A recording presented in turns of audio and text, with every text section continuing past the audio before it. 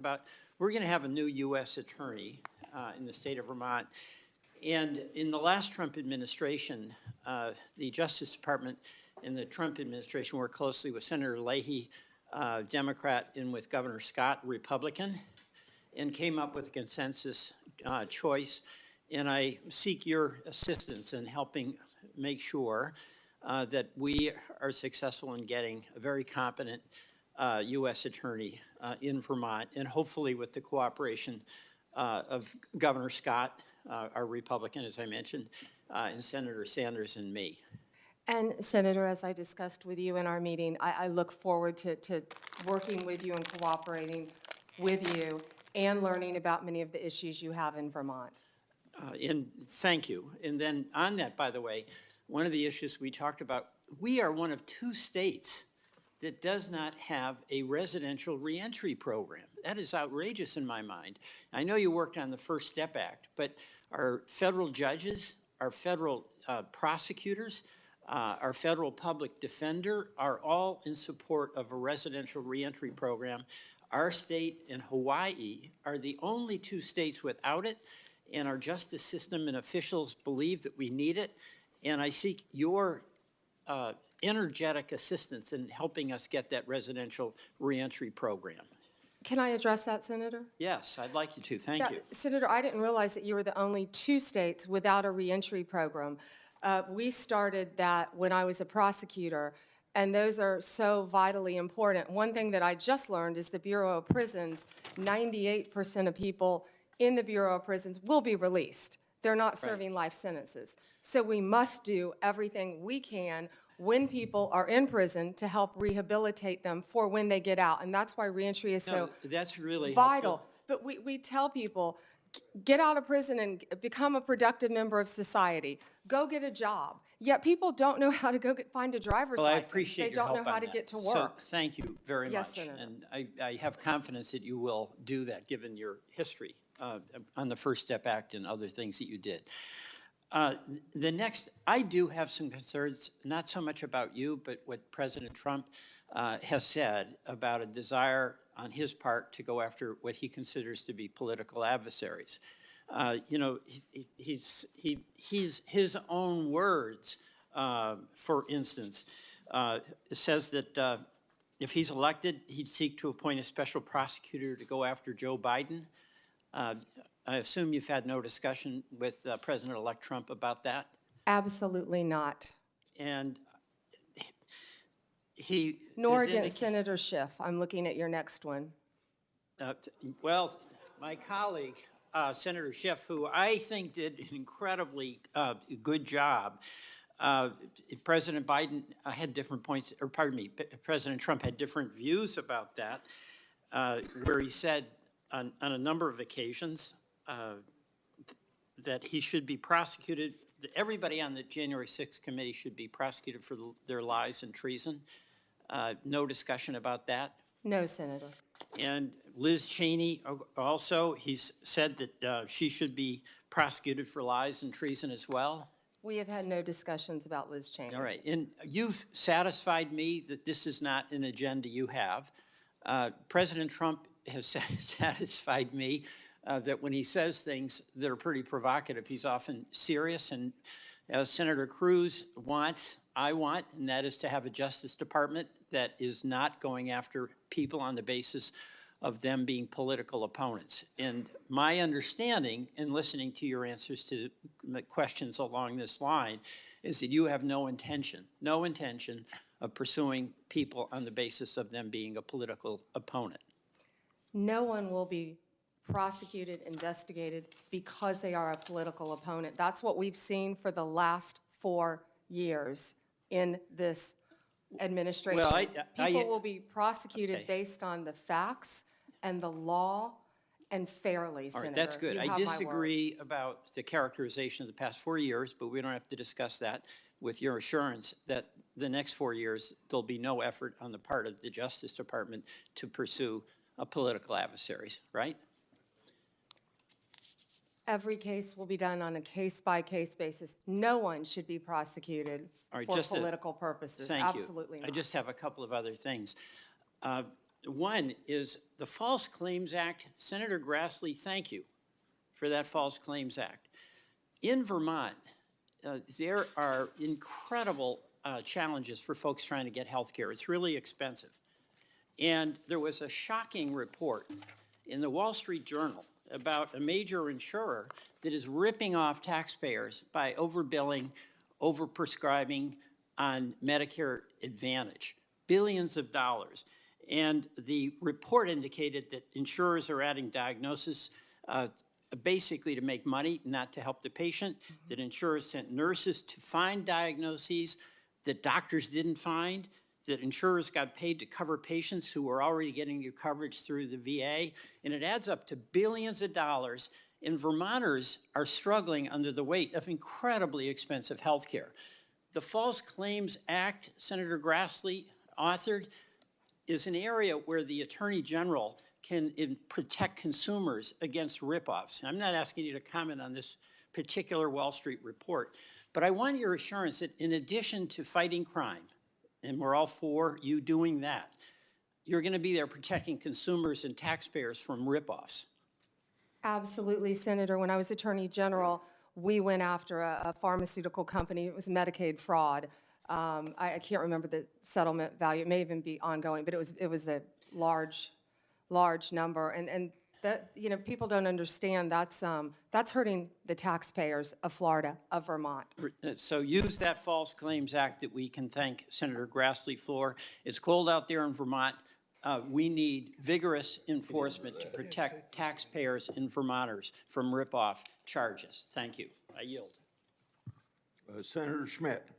Thank you, Mr. Chairman. It's good to see you. Thank you. And I meant every word of those introductory remarks. I have the greatest deal of respect for you personally and professionally. This is a great pick by President Trump. You're going to do a great job. Thank you. Thank you. I do want to say, though, that it appears as though Trump derangement syndrome is alive and well. The focus of these questions today are disturbing. I don't think my Democrat colleagues learned very much from the November 5th election. The American people rejected all this. Their obsession with President Trump didn't bode well for them electorally, and I think if they stay on this path, they'll be in a permanent minority. But that's up to 112 electoral votes, Senator. the landslide. But that's up for them. That's up to them to decide. I do want to comment a little bit, I guess, on this newfound religion on independence from the Attorney General. I will remind my colleagues that the last three Democratic attorneys general for the United States of America were perhaps the most biased, politically biased AGs we've had in modern political history in the United States. And there are some receipts. Eric Holder described himself as Obama's heat shield and wingman. This committee moved forward, and one of my colleagues referenced that the Attorney General shouldn't be the wingman of the president. Eric Holder's bragged about it. He bragged about it. Loretta Lynch met with Bill Clinton on the tarmac in a private meeting while she was investigating Hillary Clinton. And Merrick Garland probably gets however many gold stars you want to give for the most politicized, weaponized Department of Justice we have ever seen. And I think it's worth exploring that, and I want to get your comment on it. To just sort of take a step back, I think part of leadership is understanding the moment that you're in and the landscape. We've never seen anything like this. And there is a story to be told. The arc of this story begins when Joe Biden gave a speech demonizing half the country, calling them threats to the republic, threats to democracy, these MAGA Republicans, and I'm going to do everything I can to make sure President Trump ever gets back into the White House. Miraculously, these zombie cases are resurrected. And let's talk about a couple of those. You've got, of course, Jack Smith, the overzealous and disgraced special prosecutor who time and time again has been slapped down by courts for overcharging and taking an overtly political position. He, by the way, in his postmortem this week, even acknowledged that it was unusual for him to be tasked with going after the political opponent of the President of the United States. It didn't stop him, though. The Supreme Court did, thankfully. But you had Jack Smith take on these unprecedented actions. You had a raid at Mar-a-Lago, staged photos at Mar-a-Lago for boxes of documents, which, by the way, boxes of documents were in Joe Biden's garage from his Senate days. And by the way, somebody who didn't register like you did under FARA, Hunter Biden was staying in. We don't know if he's compromised or not because that investigation was dropped. And give me a break that justice was meted out fairly for Hunter Biden. It wasn't. The Department of Justice went out of its way in documents to try to get him absolved of all potential crimes in the plea deal. It was only when the judge asked questions that unwound that. And they got back to the gun charge, but then President Biden did the dirty work himself. It was always going to be Plan B. You had Jonathan Sue, Biden's deputy White House counsel, coordinated with the DOJ and Jay Bratt on those classified document cases. Matthew Colangelo, who's that? The number 3 guy at DOJ goes to where? Alvin Bragg's office. Alvin Bragg then resurrects a zombie case in lawfare at a local level. Why would the number 3 person go do that? Maybe there was coordination. Maybe there was coordination, by the way, with the number 2 assistant DA in Atlanta in the Fonnie Willis case, who was meeting with the White House. Why would the White House care about a case in Atlanta? Well, the truth is everybody knows, it was on full display, this was the worst case of lawfare we've ever seen. If this was happening in another country, our State Department would be warning us about it.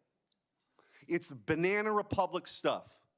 And one of the reasons why I'm so glad that you have been put up and nominated for this position is that I think you have the ability to level set. So when the Democrats ask you questions about your independence, it is beyond ironic that we're sitting here today because of the lack of independence from Merrick Garland and Eric Holder bragging about being Obama's wingman. So I just want to ask you, you've been asked this a bunch of times, you're going to make decisions, as you always have, right, on the law and let investigations go where they're going to go, but they're not politically motivated, correct? Yes, Senator, based on the law and the facts that apply. And in my limited time, I do want to give you an opportunity to talk about some of your experience working with law enforcement as Florida's Attorney General. This is something that, you know, as you and I talked about over the years, you were known for this, the collaboration you had. And I think getting the Department of Justice back to its core function of taking on violent crime, protecting the constitutional rights of Americans, but taking on violent crime is really important. And how you went about doing it, you've gotten bipartisan praise for that over the years. You've got the support of all these law enforcement agencies. That's something that you're going to continue and take forward into this office. Is that right? Yes, Senator, thank you so much. And I feel like my experience with that goes back to when I was a state prosecutor with state and local, our sheriffs, our police departments, our police chiefs, and then as Attorney General on a statewide basis. And now, if I'm confirmed, all of our federal law enforcement agencies, I would be very proud to supervise those. I'll just close with this, Mr. Chairman. We heard one of my Democrat colleagues ask you the question that you're not going to pursue a case because of a name, but because of the crime. I would argue that the current Department of Justice adopted Lenin's claim, which was, show me the man and I'll show you the crime. And they did everything they could to throw President Trump in jail for the rest of his life because they didn't want to lose the ballot box. That is not what this country is about. That is not what this republic is about. But they did it. And it's up to you now to restore the integrity, and I have of that agency, of the Department of Justice, and I have full confidence that you will. Thank you, Senator. Thank you. Thank you, Mr. Chair. Before I begin, I just want to remind us all for the record that the 34 convictions, not indictments, convictions of former President, incoming President Trump were by a jury of his peers. Thank you, Ms. Bondi, for being here today, and I too would like to welcome your family and friends who are here. Thank you. Appreciated the opportunity to meet yesterday to learn about your priorities and discuss a number of issues that are important to me. But I got to tell you, as I reflected on our conversation yesterday and as I've observed the hearing today, I continue to have significant reservations on your ability to function as a truly independent Attorney General for your friend. Let's say you keep referring to him, your friend, President-elect Trump. So I hope you can address some of these concerns through your responses to my questions here. Now, the first issue area is something that we didn't get a chance to touch on yesterday. So I actually want to follow up on some of Senator Durbin's questions from earlier about the 2020 election. And to be specific, on the day after the 2020 presidential general election, you traveled to Philadelphia to appear alongside President Trump's then attorney, Rudy Giuliani. And together, you falsely asserted that President Trump had, quote, won Pennsylvania in that election. Now, I want to be clear, at that moment, there were still at least 1 million ballots left to be counted in Pennsylvania. Of course, President Biden went on to win the state by more than 80,000 votes. But in the following days, even after the results were clear, you continued to double down on the big lie, promoting falsehoods about election fraud and cheating without offering any actual evidence. And I remember it clearly because I served as California Secretary of State at the time, and I invited anybody associated with the Trump campaign who was making these claims to come forward with evidence of irregularities in the election or massive voter fraud. 4 years later, I still have seen none. So I ask you today, do you have any evidence of election fraud or irregularities in the 2020 election? So, First Senator. Yes or no? It's a yes or no question. First Senator. Do you have evidence, yes or no? First Senator. First Senator. I'm so sorry about the fires to you and Senator Schiff and what you're going through in your states. I have to say that. I And appreciate think that, all but of my our clock is I'll ticking, answer and I your want to question. All hear of our your answer. hearts go out to everyone in California for what you're facing right now. I'm glad you asked the question about Pennsylvania. It's a yes or no question. I was Do hoping you have someone evidence, yes or would. no? Senator, I was hoping you'd ask the question. Do you have evidence, yes or no? I traveled to Pennsylvania. Do you have the evidence, yes I traveled, or no? Senator, to Pennsylvania. Okay, you're not answering my question. If you have no evidence to offer, let me ask you this. Will you now retract your previous statements that Trump won Pennsylvania in the 2020 election, yes or no? Oh, Senator, I traveled to Pennsylvania, and let me tell you what I saw firsthand. Yes or no? no? I didn't talk about California because I was not in California. I talked about... Yes or no? Last time I'm going to ask. I talked about Pennsylvania because Mr. I Chair, was there. I'm going to move on because she's got a clearly not court answering my order questions. And to I want to note, observe. colleagues, for everybody, members of the committee and everybody watching, that the attorney who stood beside Mr. Giuliani was making very similar statements. And he has since been disbarred from multiple jurisdictions for making these false claims about the 2020 election in court. And like Mr. Giuliani, as you've noted today, you've taken an oath to uphold the Constitution just as an attorney. And now you're asking us to consider you to serve as the chief law enforcement officer in our country? So it's imperative, Ms. Bondi, that you subscribe to facts and evidence and not politically convenient conspiracy theories. Your job will be, your job will be to protect voters and election workers, not to undermine and dox them. Now, I know that earlier you agreed that Joe Biden is in fact president, but many of the president-elect's inner circle continue to spread the big lie about the 2020 election. Then we'll move on to a different topic. Senator, you were speaking. May I speak?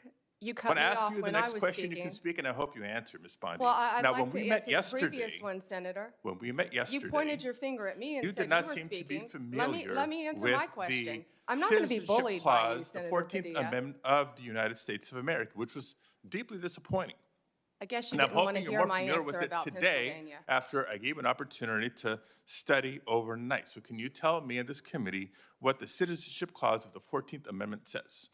Senator, I'm here to answer your questions. I'm not here to do your homework and study for you. If I am confirmed as You're Attorney the one General... asking for a confirmation hey, vote, you ma'am. cut me off. Can I please finish? What does the 14th Amendment say? Senator, the 14th Amendment, we all know, addresses birthright citizenship. I've been a state prosecutor. I've been a state AG. I look forward to, even given your remarks today, working with you and the people of California if I am confirmed as the 87th Attorney General of the United States of America. I didn't take your homework assignment. I'm sorry. I was preparing for Okay. today. So on the 14th Amendment, now you've testified repeatedly to this committee that you will uphold the laws of this country and defend the Constitution of the United States. Do you believe birthright citizenship is the law of the land, and will you defend it regardless of a child born in the United States, regardless of their parents' immigration status? Senator, I will study birthright citizenship. I would love to meet with you regarding Ma'am, you're birthright asking us citizenship. to Can I continue answer to the serve as the question? Attorney General of the United States, and you still need to study the 14th Amendment of the Constitution? That is not helping me have more confidence in your ability to do this job. One other immigration-related question, I'll steer clear of the I have Constitution one and the law. regarding that I'd like to Senator talk about. Hirona asked you earlier, but I don't think you answered her question. Can you please tell us, do you agree with the statement that immigrants are, quote, poisoning the blood of our country, yes or no? I did not say that. I did not say that you said that. I'm asking if you agree with it, yes or no. I did not say that. Do you agree with it, yes or no? Senator, my great-grandparents are immigrants. Do you agree with it, They yes or no? came here from Sicily Do you agree through with it, Ellis yes or Island no? when they were teenagers. Do you agree with it, yes or no? Senator, let me answer the question. Yes or no? It's My real simple. great-grandparents came here, immigrated to this country from Sicily, recently went and found each of their birth certificates. We are a nation made up of immigrants. Do I believe immigrants are poisoning our country? No, Senator. Thank you very much, Mr. Chair. I can't wait for the second round. Same, Senator. Thank you. No, sir. Thank you.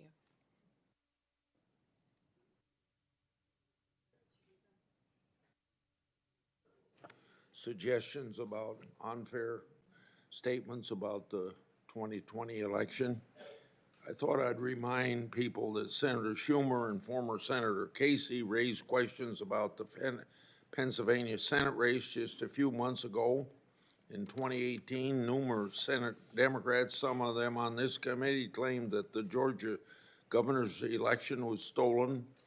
In 2016, Hillary Clinton and a host of Democrats claimed the election was stolen or illegitimate and blamed Russia for the loss. And every one of my Democrat colleagues voted last month to confirm Judge Anthony Brzezinski.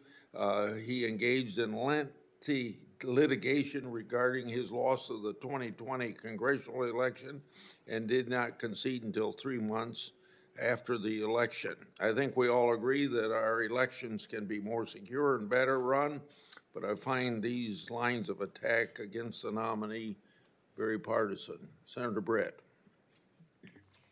Thank you, Mr. Chairman.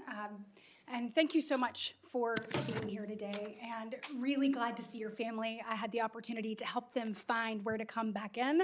Thank you, Senator. They are all so excited, and rightfully so, and so proud of who you are and the work that you've done. And speaking of, I think it is absolutely, completely ridiculous that anyone on the other side of the aisle would ever say that you are anything but immensely qualified for this job.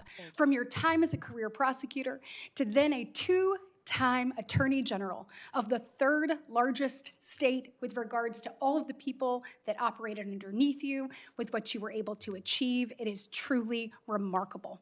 The United States of America could only be so fortunate if you were confirmed and to have someone of your caliber, of your intellect, and of your experience running a department that unfortunately has been run into the ground. So I think that that is full-on gaslighting, which, by the way, I had to get my children to explain to me what that was. Not only that, but to act like you would be the one that would weaponize the Department of Justice. What I have heard you say time and time and time again is that you will follow the law. And this is coming from a side of the aisle that has allowed the Biden administration, by saying nothing, they've allowed them to go after parents who are at school board meetings, who want nothing more than their children to be taught and not indoctrinated. They have allowed them to go after people who are trying to practice their faith. And they have sat idly by while the weaponization of the Department of Justice has undermined the credibility and credence that Americans believe that they should have in equal justice under the law. So I know that you will, as you have said here, you will follow the law and you will return this department to where it should be in the eyes of Americans. So thank you. And I wish the gaslighting on the other side of the aisle would stop, because from my perspective, I'm over it. And I believe that's exactly what the American people have said too. And speaking of, my distinguished colleague, who I have a great deal of respect from on the other side of the aisle, just said, tried to make you answer a question about immigrants and, quote, poisoning the blood of America, when actually the previous question by our colleague from Hawaii was illegal immigration. We are a nation of immigrants, but we are also a nation of laws. And the lawlessness under the Biden-Harris administration has made every single state in this nation a border state. I am so thrilled about what you've done when it comes to opioid use and human trafficking, and I look forward to you instituting that at the Department of Justice. Your credentials speak for themselves. When opioid and fentanyl overdoses are the leading cause of death between the ages of 18 and 45 in this nation, we need someone who takes it serious. You not only take that serious, you have a track record of proving to the American people you've done it for the people of Florida, and I look forward to what that means to the families that I have met. You talked about the families you met across Florida that showed you pictures of their loved ones that they lost, their brother, their sister, their cousin, their friend, their mother. And I know that there will be more lives that are saved as a result of your service when you are confirmed. So on that, I say thank you. And when it comes to illegal immigration, which we need to put a stop to, I want to ask you a question that you and I had an opportunity to discuss a little bit. You share my desire, I know, to not only get away from the weaponization and wokeness that we are seeing in the department right now, but really prioritizing safety and security. And I want to say thank you for that commitment and your commitment to blind justice. When we are looking at illegal immigration, the Executive Office of Immigration Review within DOJ, there have been a number of things that we have talked about with that, and I know, as you are aware, some people call it EOIR, some people call it EOR, but it houses our nation's immigration courts. Over the course of the Biden administration, the immigration court backlog has grown from 1.4 million at the end of 2021 to 3.5 million at the end of 2024. Over that same period, the Biden administration pursued policies both at DOJ and DHS to foster a culture within EOR of failure to adjudicate cases. As an example, between FY25 and FY24, immigration judges failed to adjudicate over 340,000 asylum claims.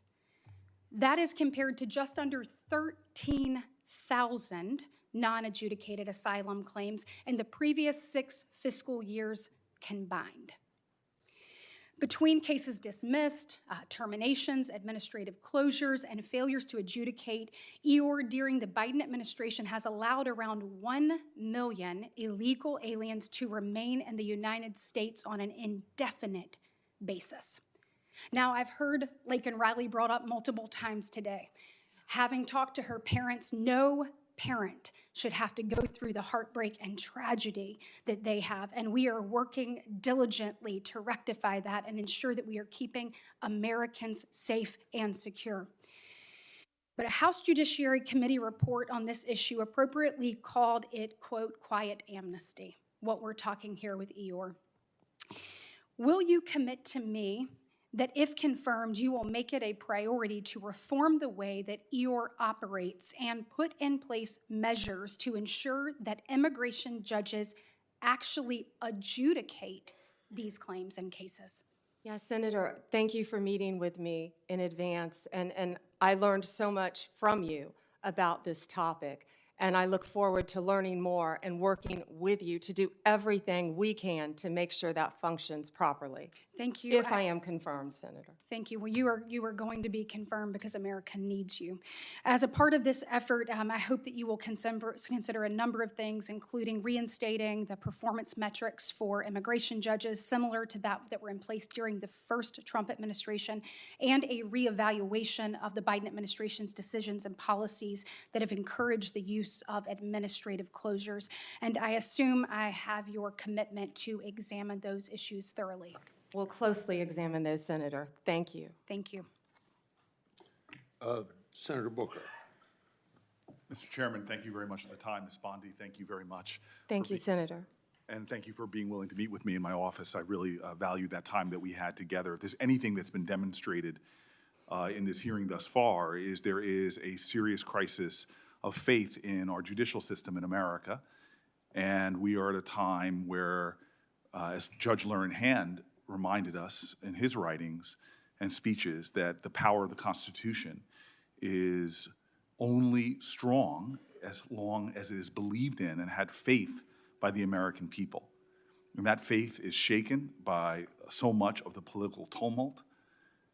And as we have a new administration coming in and a lot of the protestations about retribution or going after political opponents, I know you could expand your empathy enough to understand why there are many that really worry about your independence. But I've heard you over and over again in this hearing, as much as I've tried to focus on it as I've gone back and forth between Senate Foreign Relations and another Floridian, Marco Rubio.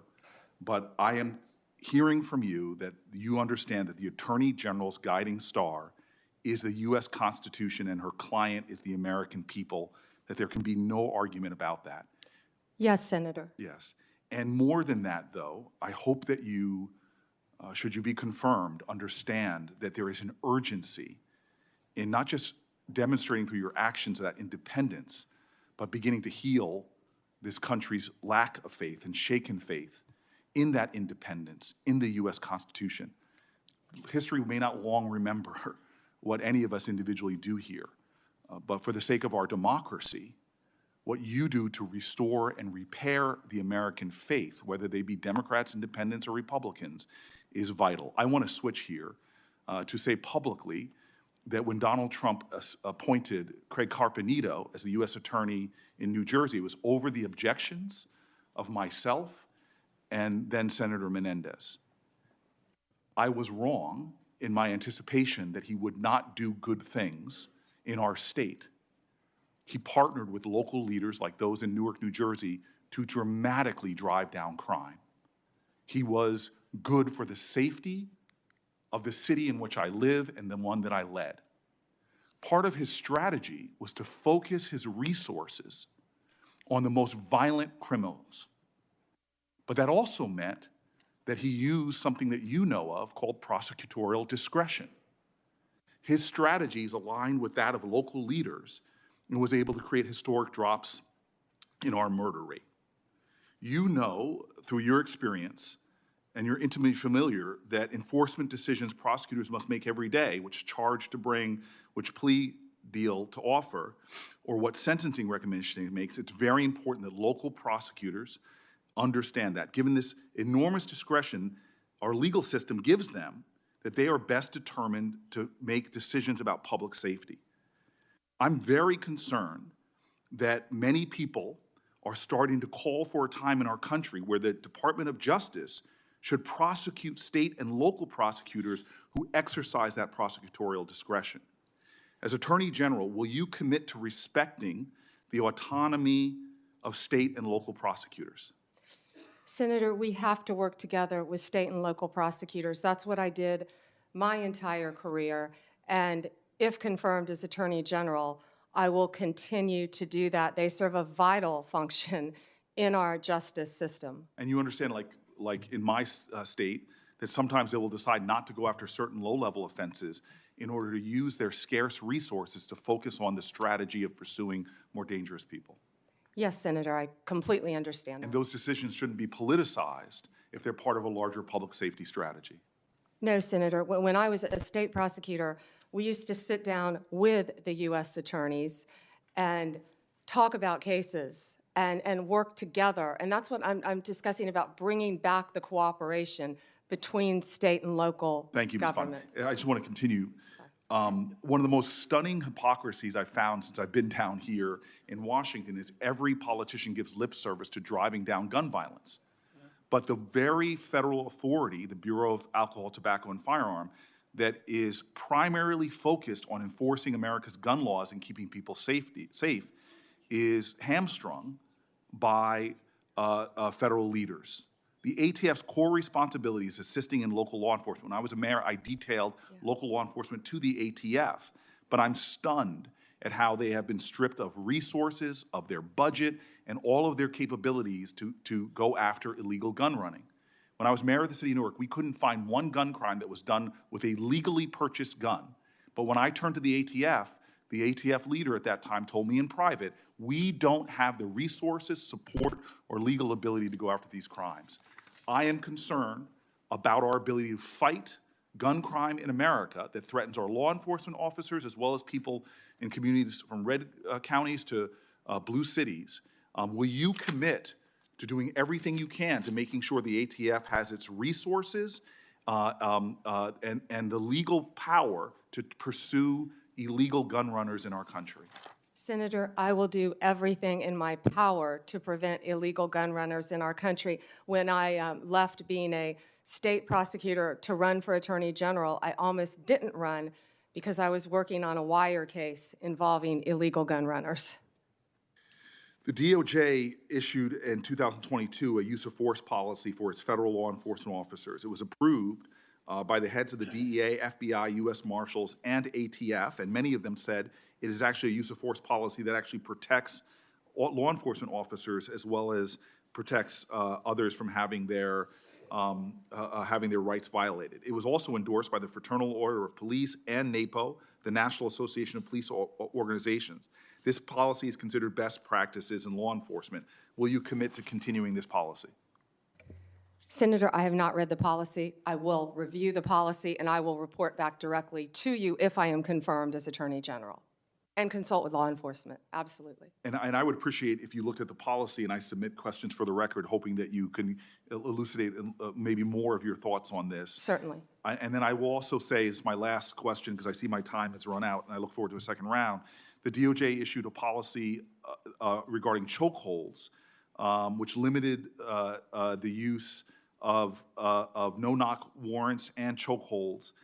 It's worth noting that Florida has outlawed no-knock entries altogether since 1994. Would you commit to continuing the 2021 DOJ policy on these issues? I'm familiar with the policy. I have not read it. I'm committed to reading it and studying it and reporting back to you on that policy once again. Thank you. Mr. Chairman, thank you. Senator Hawley. Thank you very much, Mr. Chairman. Ms. Bondi, welcome. Congratulations on your nomination. I'm so glad that you've been nominated, as we discussed when we had the chance to meet. Thank you. It was a pleasure to work with you as a state attorney general for a number of years, and I'm delighted to see you here today before the committee. I look forward to your confirmation. You will be confirmed. I, too, have taken note of the number of times you have been asked about weaponization of the Department of Justice as if it was a theoretical possibility that might happen in the future. One of my colleagues on the other side said, weaponization may well occur under your tenure. We all know that weaponization has occurred like we've never seen before in American history under this administration. And I want to get even more specific. In the last 4 years, this administration has carried out an unprecedented attack and campaign against people of faith. If you look at the numbers, we've never seen anything like it before in American history. It has been one of the most disgraceful chapters in the history of the Justice Department and in the history of the FBI.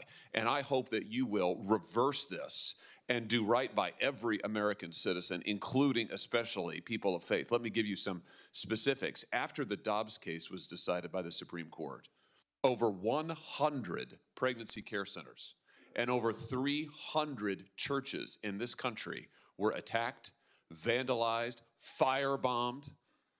Do you happen to know off the top of your head how many prosecutions Merrick Garland's Justice Department brought in those cases? I do not, Senator. It's a stunning number. It's 2. Hundreds of churches, hundreds of pregnancy care centers. And I might just add, these pregnancy care centers, the attacks on them, which were violent, which were gruesome, were egged on and encouraged by rhetoric from members of Congress, including members of this body, who have said that pregnancy care centers aren't real medicine, that they're not real doctors.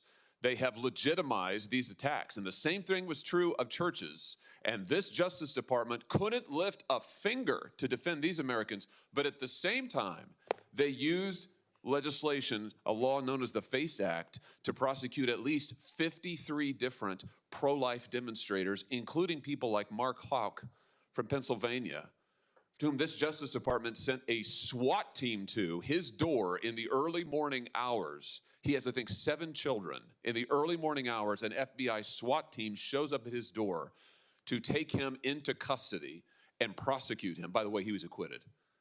This kind of outrageous, disparate treatment has to end. So here's my question to you. Will you protect churches and pregnancy care centers when they are targeted for violence, when they are targeted for intimidation, when their members or parishioners are threatened with violence or other acts of illegal behavior? Yes, Senator. Will you stop the disparate treatment of Americans on the basis of religious faith? Yes, Senator. Will you stop the deliberate persecution of pro-life Americans for nothing more than their pro-life beliefs? Yes, Senator. Will you ensure that nothing like the Mark Houck case happens again, that Americans do not have SWAT teams arriving on their front doors with armed weapons to terrorize their children and their spouses, only in the end, of course, to have the case lost because there was nothing to it? Will you put an end to that kind of deliberate intimidation of the good American citizens on the basis of their religious beliefs? Yes, Senator. I'm glad to hear you say that because we need it. We need it. Ms. Bondi, we need a new chapter at the Justice Department, and we need it quickly. And I'm glad you're committed to it. Now, I also have heard you've been asked about your comment that you thought that in some cases we need to investigate the investigators, the ones who were bad. You know, I have to say I'm glad to hear you stand by that. We need to do that. You need to do that. And I'll give you another example. I'm sure you've read about this memo, which I now hold in my hands. This memo that was developed by the FBI field office in Richmond, Virginia, 23rd January 2023, targeting Catholic parishes for spying, for recruitment of infiltrators. I mean, the memo goes on and on and on about the FBI's plans to put assets into Catholic parishes, into choirs. This is an unbelievable, unbelievable assault on Americans' First Amendment rights, and we only know of it because of a brave whistleblower who came forward and released it to us. And I will tell you, I have never been misled and lied to like I was by the current Attorney General and the now former FBI director when they sat right where you're sitting now and told this committee, oh, we don't know anything about it.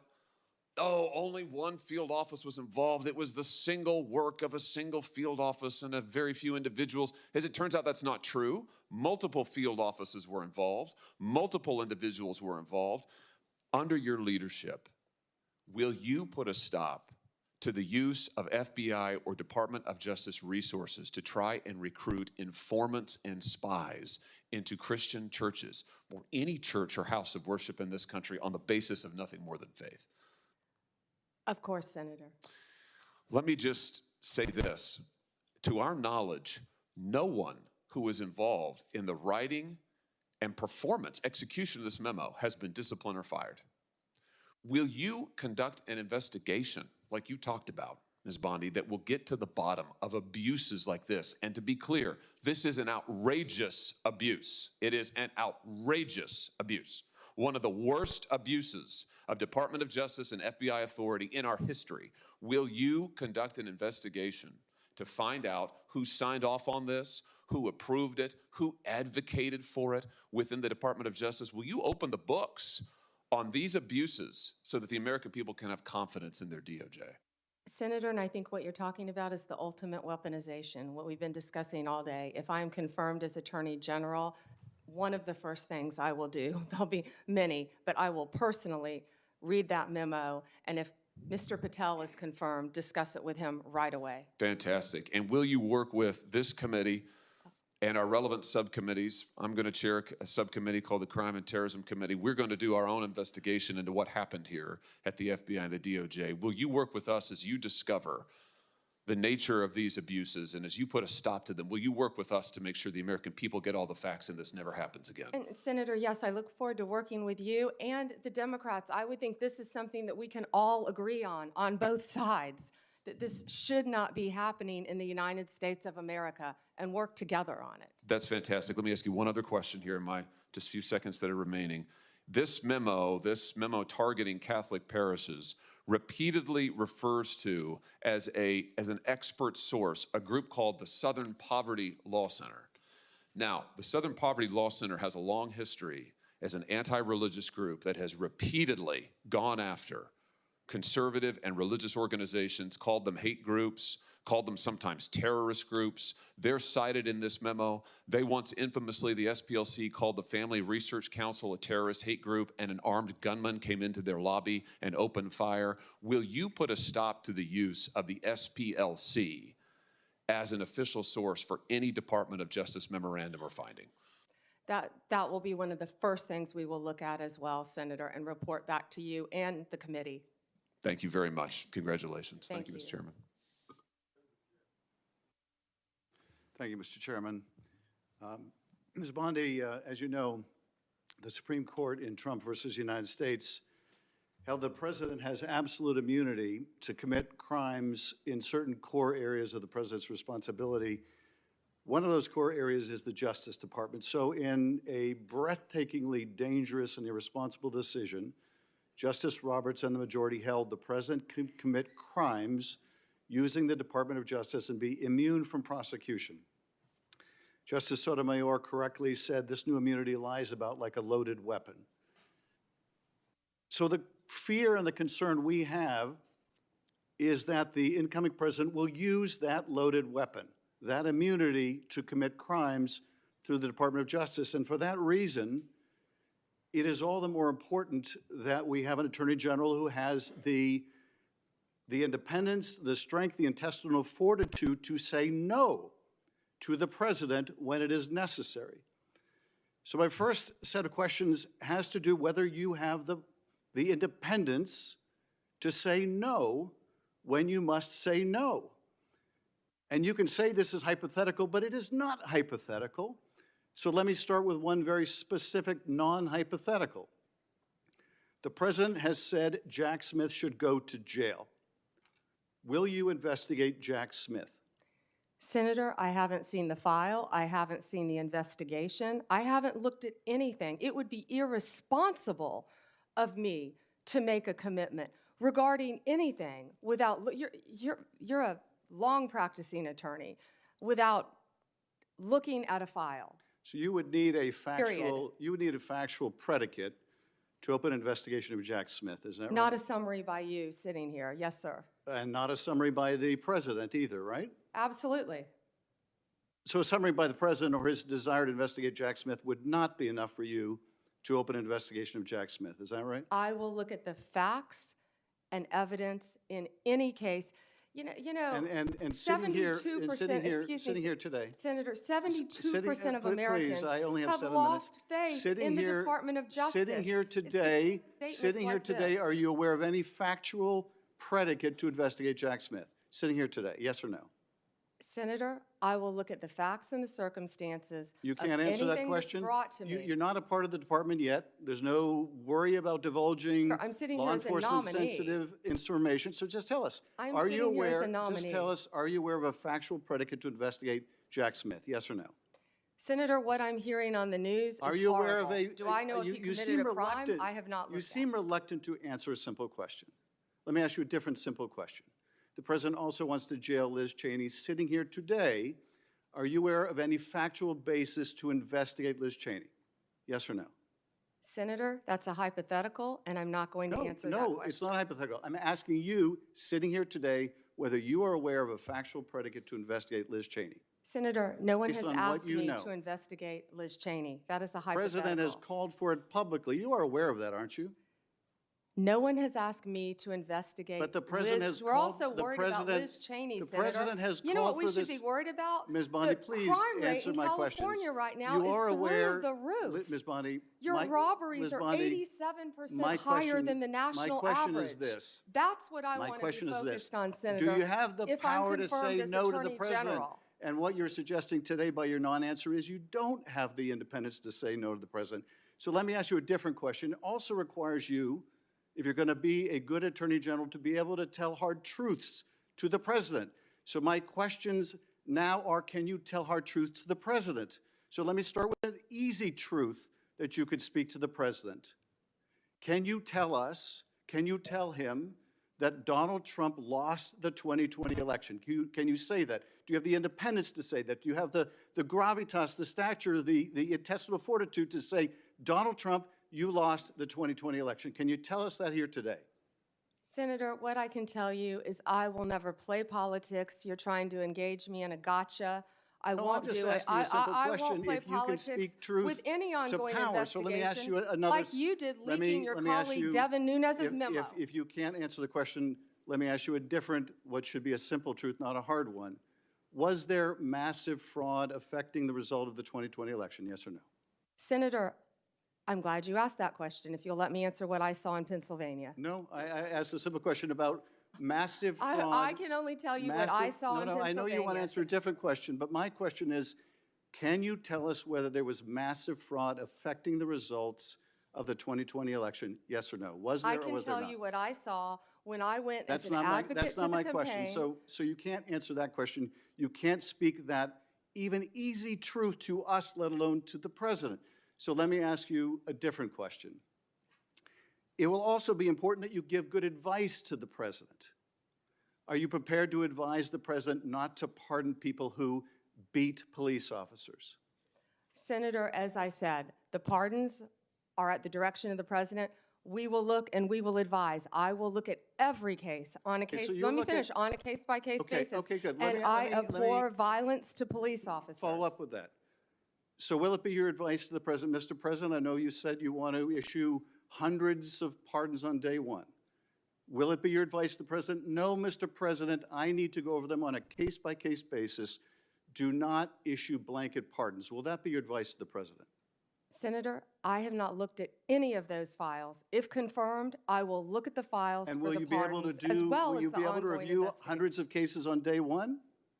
I will look at every file I am Of course asked you to won't. look So at. will you advise the Hey, president? can I will answer you- the question? Well, my question I is. would have plenty of staff. You said, of course you want. You'll be able to review Listen, I'm hundreds not of going to cases on the first day? mislead this body nor you. All right, let me ask another question. You don't want to answer that, let me ask You another were question. censured by It will Congress, also- Senator, for it will comments just also- like this that it are will so reckless. It will also be important for you to be able to preserve the records, the evidence of the department. Are you ready to commit that none of the evidence in the January 6th investigation will be destroyed under your watch? Senator, I will follow the law. I will consult with ethical officials in the Do you department. see any ethical basis to destroy evidence in the January 6th investigation? Then why can't you answer the question? Why can't you say, I commit to this committee, we will never destroy the evidence in the January 6th investigation? Why can't you give this committee and the American people that assurance? Are you frightened because evidence was destroyed against President Trump that was false? Is that why you're Why do frightened you now? have I can't difficulty? believe this is even. Why do you have difficulty answering that question? I can't believe Why do you you're have asking such a difficulty? question. Why do you have difficulty promising to preserve evidence at the Department of Justice? Why is that a difficult question? I will follow the law. It shouldn't be a difficult question. Thank you, Mr. Chairman. Ms. Bondi, I know that you are pleased that we are moving to the end of round one. And we appreciate your being here. And I appreciate that you told my California colleagues you were willing to work with them, even in light of the manner in which they have approached you.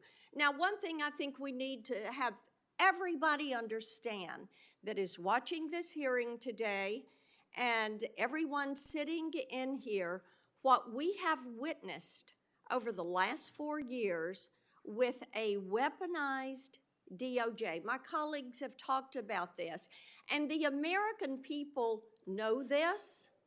They know what was carried out against President Trump and his administration.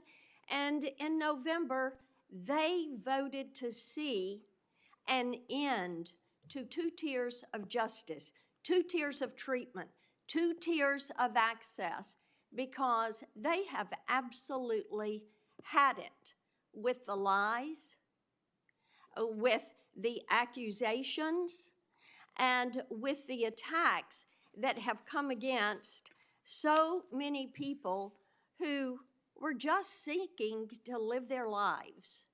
And then all of a sudden found the FBI or another federal agency or the DOJ knocking at their door. You know, Ms. Bondi, it would make you believe that my colleagues have learned nothing from the elections in November. They don't see this as a movie script that someone may have liked to write. What they see is this is real life. And they want a restoration to equal justice, equal access, equal treatment, abiding by the rule of law. Many of us have talked today about making America safe again. And in Tennessee, I hear a good bit about this. And as we've discussed your nomination, one of the things I've mentioned to people is your career as a prosecutor. And you have touched on that some today. And you are bringing that insight of being a prosecutor to bear. And I do appreciate that. Now, one thing that I think is noteworthy, and in preparation for the hearing, I looked some of these numbers up. During President Trump's first term, violent crime in this country actually fell. Yes. It fell by 17%.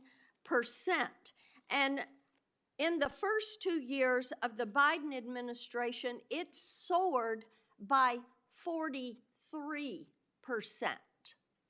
This is crime that is taking place in all of our communities. We've seen a rise, whether it's California or Tennessee, we have seen a rise. So I want you to talk to Tennesseans, to Californians, to all Americans about what you're going to do to get this crime rate down in this country. Senator, thank you for that question. And despite the questions from Senator Schiff, I look forward to working with you and the state of California to do everything we can to fight violent crime in California. And you know as well as I, that crime is only going to go through the roof now after these forest fires. You're going to have looting. You're going to have price gouging. You're going to have so many things that I have dealt with in the state of Florida, and I am committed to working with California just as much as I am committed to working with you, Senator Kennedy, in the tragedy that just took place in Louisiana, given all the human beings that were murdered in your state. And we have the Super Bowl coming up in less than 3 weeks now, I believe, Senator. I've been a little busy. But we've got to ensure, if I'm confirmed, that everyone in this country is safe. And I will work with you. I will work with you, Senator. I will work with all of you in this country. For everything that Senator Blackburn said, we have got to reduce violent crime, and we have got to restore integrity to our law enforcement officers. Donald Trump, we keep saying he won this election by 77.3 million votes and 312 electoral votes. Look at the map of California, Senator Schiff.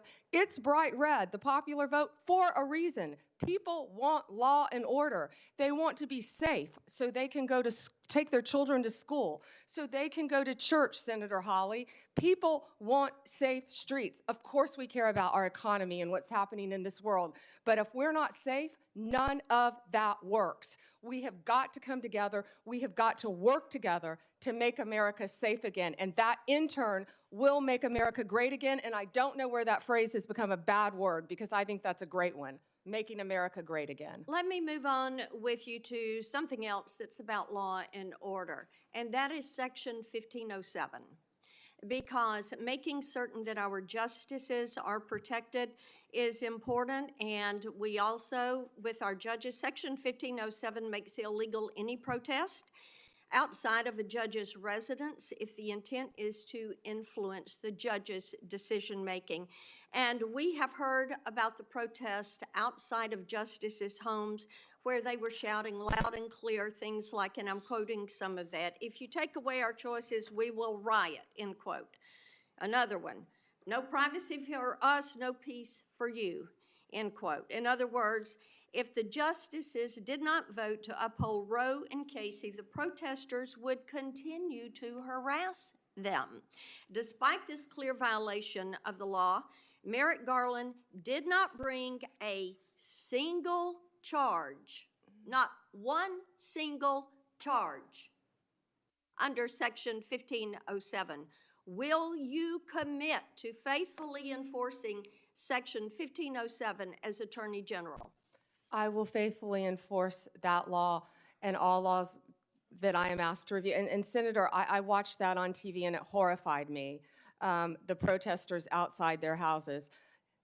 You can't do that for a reason, because our justices have to remain safe and unbiased and protected from threats, as do we all. But they do enjoy a special protection, and yes, that should be enforced. And thank you, Ms. Bondi. Thank you, Mr. Chairman. Yeah. We'll now have our second round that I announced earlier. We'll each have 4 minutes. When we were talking in my office, I brought up the importance of your listening to whistleblowers. And about 30 or 35 investigations I've got underway of the executive branch, and not just because of a Democrat president. Some of them are probably carryovers from Republican presidents. It's very important that the executive branch understand the cooperation that you must have with us to carry out our responsibilities to see that the president faithfully executes the laws. And I think that too often whistleblowers, being patriotic people they are, wanting government to do what government's just supposed to do, and find something wrong, they want to report it, and they want to report it within the agency. They don't come to Congress unless they don't get any help in the executive branch.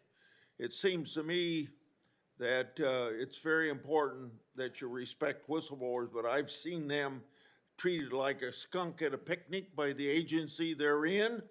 I've seen them ruin themselves professionally. I see themselves, one time an FBI agent came to me, was escorted out of headquarters with his gun and badge taken away from him, just because the laboratory there was not using science to make sure that crime was actually committed. So now we have a new $40 million head or science lab so that people are protected and get their constitutional rights. So will you protect whistleblowers from retaliation and promote a culture? And I think that last thing, promote a culture, is more important, that values the important contribution of whistleblowers. Yes, and Senator, I think so people fully understand the importance of whistleblowers. They have to be able to tell the truth and come forward without fear of retaliation. And that's the purpose of the whistleblower statute. And when there's retaliation, the taxpayers' money's paying for that retaliation in most cases. The Biden Justice Department issued guidance telling prosecutors to stop charging mandatory minimums and ignore laws setting penalties on drug type. It also allowed folks to pay civil and criminal fines to politicize non-government organizations instead of the government treasury. I put together a list of their guidance. I find it very concerning and unfair to the taxpaying public, and I'd like to have you review those policies very soon after you're confirmed. Absolutely, Senator. In regard to antitrust, enforcing antitrust laws, is extremely important to ensure that markets are fair and that consumers are protected. I've been active in making sure that the Justice Department and the FTC carefully scrutinize mergers and that they look out for anti-competitive behavior and predatory practices. I keep a close eye on these issues as they impact my state of Iowa, and particularly agriculture, healthcare, and technology industries, and I'm interested in your commitment to make antitrust enforcement a priority. Antitrust enforcement was a priority when I was a state AG, and it will be a priority if I am confirmed as Attorney General. And again, I am so proud to have Gail Slater handling that. She is Do you agree that? loved by both sides of Okay, the aisle. well, my time's up. Go ahead, Senator. Go ahead if you want. Okay. This is, the Civil Rights Division in your department, if you're head of it, supposed to enforce laws against race and sex discrimination, but under the Biden administration, the Justice Department has arguably promoted discrimination and turned a blind eye to racist hiring practices. Do you agree that race and sex discrimination by employers is illegal, even if the discrimination is called diversity or equity? No one should be discriminated against. Go ahead. I'm done. You owe me 44 seconds. Ms. Bondi, I'd like to say something, and I hope you agree with it. Violence is never acceptable when it comes to political expression, period. I think I said that initially. Yes, I do agree. Of course I agree. I abhor that sort of thing happening when it comes to conservative Supreme Court justices, and I abhor it when it comes to Nancy Pelosi's husband being attacked in his home, That was horrible. which we should all say unequivocally both are unacceptable. I think you agree, correct? Horrible. All right. I guess as I reflect on what you've said today, a couple things surprised me. I did not expect you to be as outspoken as you are about Kash Patel. He's been characterized as a professional career defense attorney and a career prosecutor. That's a pretty amazing achievement in his life. But he also has said and done some things which are impossible to understand and justify. For example, are you familiar with something called the QAnon conspiracy? I have heard of it, but I do not know what it is, but I've heard of it many times, Senator. So let me tell you what I've learned about it. Its core belief is that a cabal of satanic, cannibalistic child molesters are embedded within our government and are conspiring against President-elect Trump. They asked Mr. Patel about it, and he said, quote, "I agree with a lot that the movement says," end of quote. Does that sound like a good preparation to run the FBI? Senator, I don't know anything about, I had heard of QAnon, but I've never heard that definition attached to it at all. You're going to have to ask Mr. Patel about those statements. We will. And I'll tell you, until we get answers to those questions, I don't know many people on this side of the table will give him an unequivocal endorsement. This and his enemies list, what he calls his government gangsters, this is what you expect of Stasi. This is what you expect of secret police. It is not what you expect of justice in America, as you've even described it at the table today. So I would say this unequivocal support of Mr. Patel should at least have some reservation until he explains some of these outrageous positions he has taken. I look forward to hearing his testimony about QAnon in front of this committee. You will. Let me say another word about January 6th and what happened. We lived through it, many of us. We'll never forget it. To think that the United States of America's Capitol building was desecrated by an insurrectionist mob that came in and did horrible things, particularly to our police force, that keeps you safe as you sit there and keeps us safe every single day. Over 100 of them were attacked by these demonstrators. One, Kenneth Bonowitz, a member of the so-called Proud Boys, another alt-right group, assaulted at least 6 officers, placed one in a chokehold and lifted him up by the neck, Bonowitz injured one officer so severely he had to retire. Kyle Fitzsimmons, convicted for 5 separate assaults against law enforcement, including one that caused a career-ending and life-altering injury to U.S. Capitol Police Sergeant Aquilino Ganell. Can you understand why when Donald Trump says, the day I am inaugurated as president, I will issue a blanket pardon to these, quote, political prisoners? We view this with an outrage on our side. These men and women risk their lives for us every day, and they almost died. Some of them did die in the course of this attack. Why aren't we treating them as such, and why do you have to reserve judgment? Vice President Vance didn't when he was asked this week. He said that pardon should not be extended to those who were guilty of violence against policemen. Yeah, and Senator, I do not agree with violence against anyone, but especially police officers. And every time I've been walking through these halls, meeting with all of you, the men and women of the Capitol Police Department are incredible. They do a great job. They deserve to be safe. And I do not agree with violence against any police officer. I would hope. I never have, Senator. You weren't able to answer my question affirmatively earlier, but I would hope that if this moves forward in a positive way on your nomination, you will speak up at some point on behalf of these police officers who are keeping you safe today and your family safe. I yield. Okay. Before Senator Graham, I want to enter into the record without objection from the members of this committee letters from law enforcement groups who support Ms. Bondi's nomination.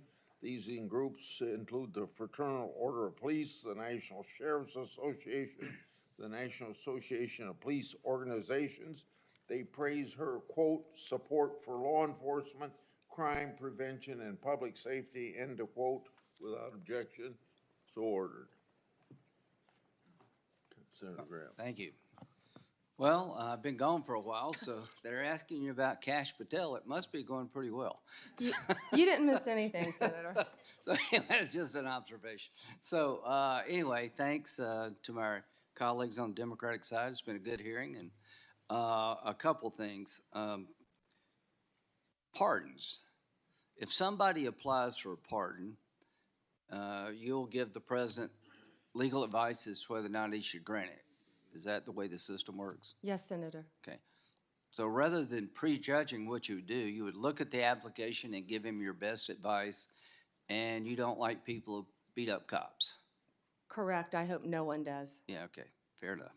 So let's just get back to the process. I'm not going to speak for the president, Yeah. but the president does not like people that abuse police officers either. Yeah, well, the hope is that through this pardon process, you'll make a rational decision based on the applicant rather than deciding the outcome in a Senate hearing. That's all I'm asking.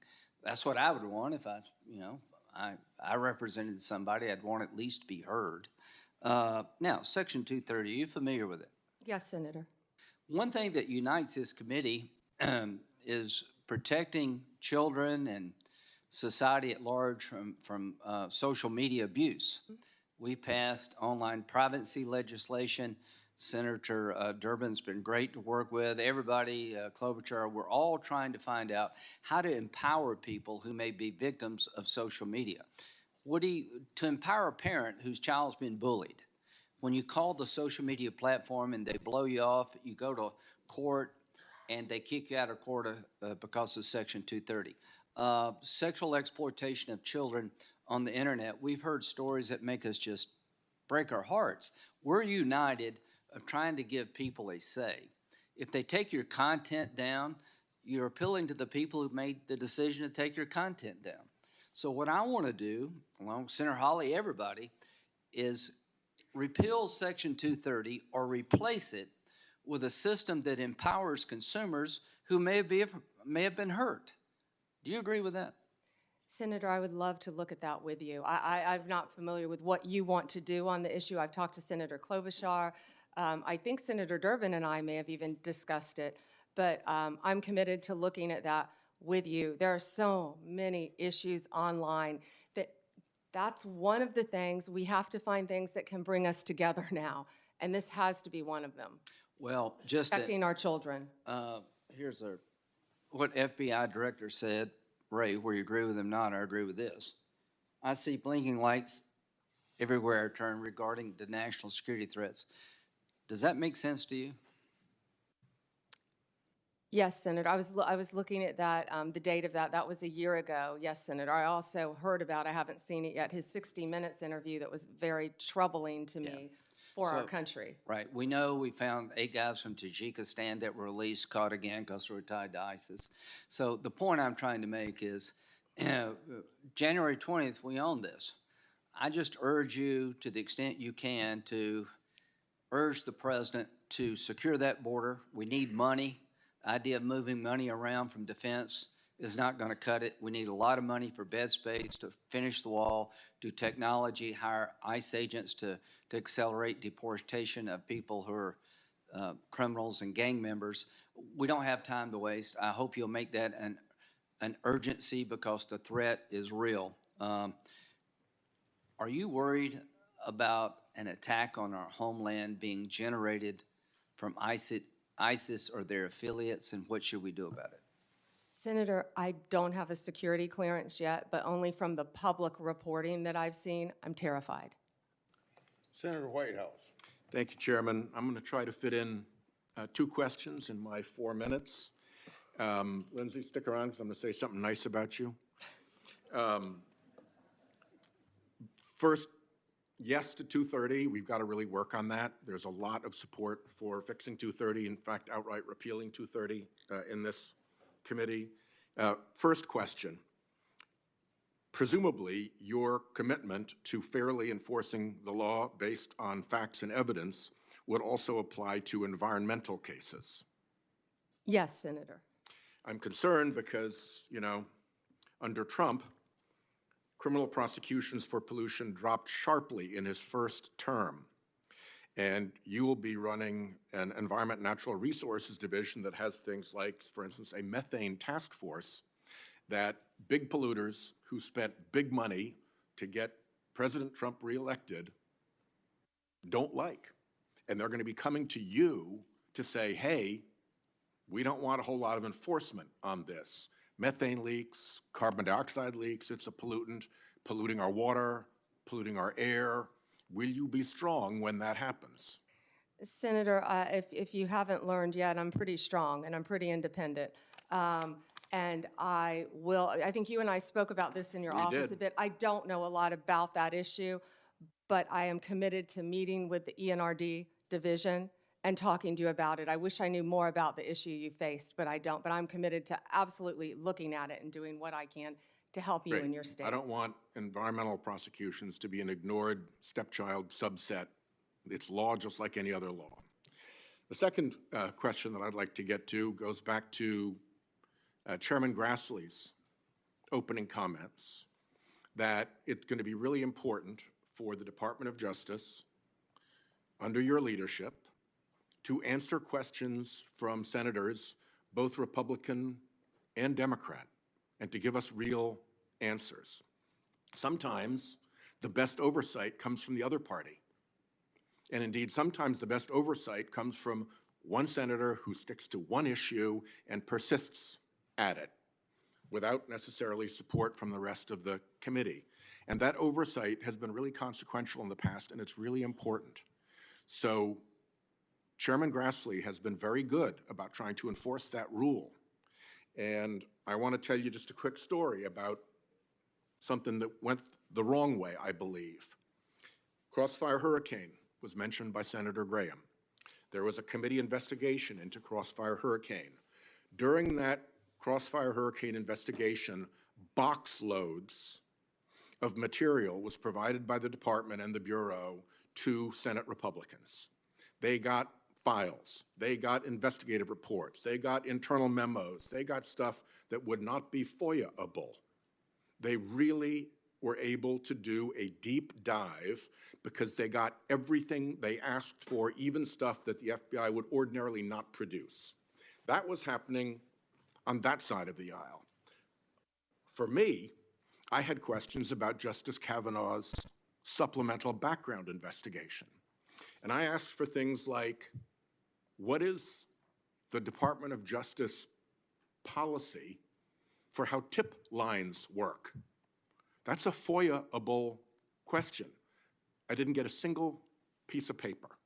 I asked for things like, what are the ground rules for investigations of supplemental background investigations? I didn't get a single piece of paper. Senator Graham called the Deputy Attorney General up into his office to say, will you guys please knock it off and give this guy some information? So, you know, I have lived the example of, if you're a Republican on this committee in a Republican administration, you get everything you ask for and more. And if you're a Democrat, you get zero. That was not a great moment for me and not a great moment for the department. And so I will take the chairman at his word that he wants the department to be responsive to requests from all of us. And I would ask you, will you be responsive to all of us, irrespective of our party affiliation, if we are asking legitimate questions that you have the power to answer? Senator, I think I've said that from the beginning. Yes, especially on Freedom of Information Act, I will follow the laws that apply to the Freedom of Information Act. I believe in that. I actually dealt with the public records when I was a state prosecutor. It's been so long ago, I'd forgotten about that. Yeah. So I handled all the public records. One just sort of point of order here. The FOIA, the Freedom of Information Act process is one thing. Anybody can get information under the Freedom of Information Act process. As senators, we should be able to do better than that. When we're doing worse than that, that's a sign that somebody's hiding something. When we're doing better than that, that's a good thing for congressional oversight. Thank you, Chairman. Thank you. Senator Tillis. Can we take a minute off Senator Schiff, since I'm joking? Since he took an extra minute, I'm joking. Yes, you can. You wanted to say something to Senator Schiff? No, sir, I asked if we could take a minute off Senator Schiff, since Senator Whitehouse went took an over by a extra minute. minute. I was teasing, I'm sorry. Okay. Senator Tillis. Thank you, Mr. Chairman. Ms. Bondi, I wanted to come back, and I'm glad I did, because I got another mark on my bingo card. QAnon came up. It's a little-known fact, but the so-called, I think I heard someone say that that's an a cabal that has cannibalistic tendencies. I don't know if y'all know this. It's a well-documented fact that the so-called QAnon shaman is a vegetarian who actually had to be transferred to another prison to satisfy his dietary needs after being sentenced to 41 months in prison. So I don't know if all the QAnon people are cannibals, but it's a little bit absurd. I just wanted to add a little levity here and let y'all know I'm one mark away from hitting bingo. Yeah, but you know, it's important to talk about this, folks, because this is the part I don't like about the big committee. I love intellectual property subcommittee, because we don't get into this theater. But it's just absurd to think that, and it was mentioned in reference to a comment that Kash Patel made, who I spoke with earlier today. You know, it's just absurd to kind of throw that stuff out there. Does anybody honestly believe someone with a distinguished career like Kash Patel thinks that a cannibalistic cabal controlling the internals of government really exists? Let me give you an example why I resist that notion. I resist the notion that most of the members here, who all raise tens of millions of dollars through Act Blue, that has a subpage that only until Senator Butler finally told them to take it down, after I spent a year ranting about it, on their Act Blue, a subpage on Act Blue had the all cops are bastards subpage and fundraising drive. I came to this committee for a year and try to encourage my members to say, this is absurd. So would it be fair for me to say that President Biden is embracing an organization that thinks all cops are bastards and you should have a fundraising run for 13.12 miles and protest outside of police departments and put pressure on them? Saying that President Trump or you or anybody else or somehow or Kash Patel have an allegiance, it's so absurd to think in a big hearing like this, we actually just talked about that we actually think someone of the stature and the experience that would come before this committee would actually think a bunch of people-eating cabals controlling the innards of government was real. That's just being done. I get the theatrics. I get the marketing department thought it'd be really cool if it was said. But guys, that's not us at our best. And I just thought it was kind of funny that he's a vegetarian too. But I want to go back to, this is a narrative that people are going to force, and I'm going to trust you to do what you do as a prosecutor. Like you said earlier, you're going to examine the facts of a case. You're going to give the president your best advice. If you, I cannot believe if there is compelling evidence that you as a prosecutor know that this person breached the Capitol and injured a police officer, that the president would even ask you to consider it. And I certainly can't imagine you recommending that they move forward. It's a hypothetical. I don't want you to respond to it, but your track record as a prosecutor would suggest otherwise. Last question. You mentioned that when you were dealing with some of the opioid challenge, I think it was opiates, Oxycontin, I believe you mentioned, that you went up against your own party or you got some pushback from your own party. Would you explain how you have looked at your party and done the courageous thing of speaking truth to them? Oh, I remember when that started. Several of my former colleagues are behind me. They're probably smiling, but I remember when that started, I said, "Ooh, I'll never get elected to a second term," because yes, I fought for what I believed in based on meeting these victims' families and seeing the need, and I fought the industry. Whew, that was a And big you were in an industry, elected and position. the doctors. You were in an elected position with a lot of people with a target on you, and you stood firm. Thank you. More than once, Senator. Thank you. Senator Coons. Thank you, Chairman Grassley. Attorney General Bondi, in our previous conversation, we talked about criminal justice reform, and in particular, your contribution to the enactment of the First Step Act in the previous Trump administration. And I just want to talk with you about a couple of bipartisan initiatives in this area. Senators Cornyn, Lee, Durbin, Tillis, Booker, and I have introduced a bipartisan bill called the Safer Supervision Act. It focuses on the fact that federal probation officers have a massive caseload, often more than 100 folks they are supposed to be closely supervising. And this bill would work on focusing supervised release resources on those who really need it and creating positive incentives for those who are willing and able to be rehabilitated and leave prison much less likely to reoffend. What's your experience about the need to support people when they get out of prison and to provide them with positive incentives rather than just leaving them to their own free will and the very high likelihood they may reoffend and thus violate public safety concerns? Yeah, and Senator Coons, that's why reentry, we call it, halfway houses, what you need, Senator Welch, are so important because many people deserve to go to prison, but many people are going to get out of prison. And Almost all. We don't want a revolving door. We want to do everything we can to make productive members of society. And when someone goes to prison, I mean, I saw this every day. You saw this as a revolving door. People get out. And first of all, I back up. We need drug programs. I could go on. We need drug programs, more drug programs in our prison. We have to. Mental health, we would be here for another 2 days. We have to get more mental health in our prison system, counseling to help people. I think our local jails actually do a better job of it, at least in Florida. But we've got to work on that because when people get out, we expect them to do well. Many people don't even know how to go get a driver's license, yet we're telling you, go get a job, have a place to live. So we have to do everything we can to help. If I could move to the driver's license question. I've also led a bipartisan bill with Senator Wicker. Senator Grassley is also a co-sponsor. It's called the Driving for Opportunity Act.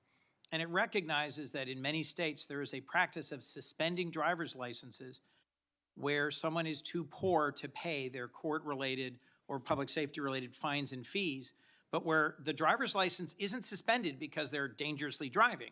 It's just because they haven't paid their fines and fees. And then without a driver's license, they lose their job or they're not able to get a job. Would you be willing to work with this bipartisan group of us on these two bills, Driving for Opportunity and the Safer Supervision Act? I would love to read both of them, and I was unaware of that happening with driver's license. Last two questions. Clemency, as we discussed, often near the end of an administration, there's a rush to consider pardons. Would you be willing to work at a more institutionalized clemency process where there aren't just lots of commutations near the end of a term, but where there's a regular process where the DOJ and the clemency process is looked at to see whether there are reforms that should be made and recommendations that could be made to the president throughout his term. I would love to look at that process. I can tell you that the pardons, the commutations that Joe Biden just made were abhorrent to me, absolutely abhorrent, taking people off death row. I looked at the facts of many of those cases, and they were so troubling to me.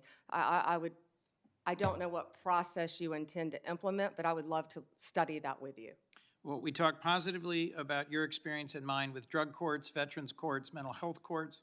There are some things we will continue to disagree about and other things I hope we can work on together. Thank you. Thank you, Senator. Senator Lee. Thank you, Mr. Chairman. Ms. Bondi, as you're aware, criminal justice reform has been an important part of my role on this committee. I worked for the better part of a decade with Senator Durbin, Chairman Grassley, Senator Whitehouse, Senator Cornyn, Senator Booker, and a bunch of others to eventually pass the First Step Act, which President Trump signed into law in December of 2018.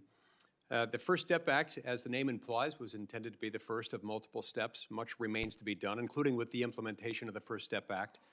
The credits available under the First Step Act are still being implemented and need more. I assume you'd be willing, if confirmed, to help us continue to implement the First Step Act. Yeah, yes, Senator. And also, I just learned, it's my understanding, I don't know for fact, but it's my understanding that a lot of those beds for halfway houses, for reentry, have not been filled under the First Step Act. So if that's true, I want to look at that right away and figure out why. Right. And I think other reforms like the Safer Supervision Act, of which I'm a co-sponsor, can also be helpful on that front. It's always important to make sure that we're running, although ours is not the largest criminal law enforcement institution in the country, meaning the states themselves have far more criminal cases, far more prisoners under their jurisdiction collectively than the United States government does. And nonetheless, it is a significant presence. And states often look to the federal government, sometimes for good, other times for ill, on leadership as to where they should take their own criminal justice system. And so it's important that we get this right, and especially given that we've been wrong at times in the past. I also think it's important to address the topic of overcriminalization. A few years ago, a few of us on this committee decided that we wanted to find out how many federal crimes are on the books. We reached out to the Congressional Research Service, the CRS, whose job it is to answer such questions like this when members have these questions. The answer that came back was stunning. The answer that came back was to the effect that the answer is unknown and unknowable, but at least 300,000. A lot of the reason for this is that there are a lot of instances in which federal regulations impose criminal penalties. Impose criminal penalties often without Congress independently enacting anything, just using some sort of delegated lawmaking authority from Congress, which ought not be okay, but incorporating elements of a criminal offense into a criminal regulation, which we add to the Code of Federal Regulations at a clip of around 100,000 pages a year, give or take, depending on which parts of the Federal Register that you add to the CFR at the end of each year. This seems highly problematic to me for multiple reasons. Reason number one, of course, are that Article 1, Sections 1 and 7 make clear that you cannot make a federal law or change a federal law without Congress, without both houses of Congress passing the same text, submitting it to the president. Reason number two, oftentimes when this happens, you end up with an either absent or hugely ambiguous mens rea, meaning the standard of intent with which one must have acted in order to commit the criminal offense in question is often absent or at least so murky that nobody can tell what it means. Both of these things, of course, lead to huge problems for defendants and for the liberty interests of the American people. So I'd ask that you, if confirmed, help work with us on these things and share any thoughts you might have on them. Yes, Senator, and I wasn't aware of the mens rea issue, yes. Senator Klobuchar. Very good. Thank you very much, Mr. Chairman, and thank you for mentioning antitrust. I'm really proud of the work you and I have done together, as well as Senator Lee and I. And I know we discussed with you, Ms. Bondi, the work on allowing state AGs, a bill that Senator Lee led, and I was the Democratic lead on letting state AGs keep the antitrust cases involving tech in their states. And Senator Grassley and I successfully passed our bill to finally update the merger fees, which have allowed larger mergers have to pay in more, smaller mergers less, and that has led, along with other reasons, to beef up the antitrust division of antitrust during the last few years, and I want to make sure that you are committed to continuing a strong antitrust division with adequate personnel. And if I am confirmed, I intend on bringing in Gail Slater. She is amazing, and I think bipartisan support for her, and did a lot of antitrust. Well, I had someone who knew antitrust much better than I when I was State Attorney General, and it's very important. But how Very about important. the resources for the division? It has been, under this administration, the current outgoing one, they have added lawyers and others to it. And my question was, is if you'll continue that? Yes, I was actually looking at the structure of that unit, and if I am confirmed, I've been a little busy, I plan on working with Gail Slater and all the lawyers in that unit. Okay. And then just you and I discussed some of the important cases, the Google case, Live Nation, Ticketmaster, the Apple case, I don't know if we talked about that one, but RealPage. And will you commit to continue these cases and to pursue remedies that will fully protect consumers from anti-competitive conduct?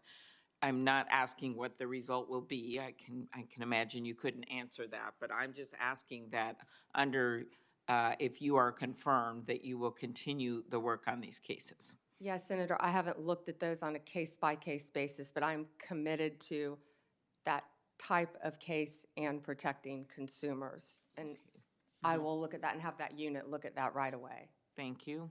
At its founding in 1870, the Justice Department's priority was to enforce civil rights. That's what was founded, the reason guaranteed by the 13th, 14th, and 15th Amendments during Reconstruction. Today, civil rights enforcement is led by the Civil Rights Division. Do you believe it is a critical mission of the Justice Department to vigorously enforce our nation's civil rights laws? Yes, Senator. Okay, thank you. Voting rights. Will you commit to properly enforcing federal laws that protect the right to vote that are critical to ensuring free and fair elections like the Voting Rights Act? Yes, Senator. Okay. We're back to the FBI nominee. Again, I express my deep concern, Kash Patel. He has vowed to retaliate against the president-elect's enemies, quote, not just in the government, but in the media, end quote. As we know, the president-elect has already sued a pollster in Iowa whose predictions turned out to be wrong, which happens with pollsters all over the place, as we all know. But a free press is essential to our democracy. Reporters must be able to do their job without fear of being investigated or prosecuted. Will you commit that the Justice Department, under your leadership, if confirmed, will respect the importance of a free press? Absolutely. And if the president or depends on who the FBI director is, I have some strong views on that, tries to push to go after the media, how would you respond to that? I have not, clearly he's made some statements, but I haven't talked to Mr. Patel about those statements. But going after the media just because they're the media is wrong, of course. All right, thank you. Senator Kennedy. Thank you, Mr. Chairman. General, I admire your spunk. Coming from you, Senator, that is a huge compliment. You know, I learned the hard way up here. You may know it already, but up here, if you turn the other cheek, you just get it in the neck. You're friends with President Trump, are you? Yes, Senator, and I spoke to him this morning. You're not enemies. No, Senator, I don't think I'd be sitting here if I was an enemy. He'd be crazy to have me sitting here if I was an enemy. So you're friends. Yes, Senator. I find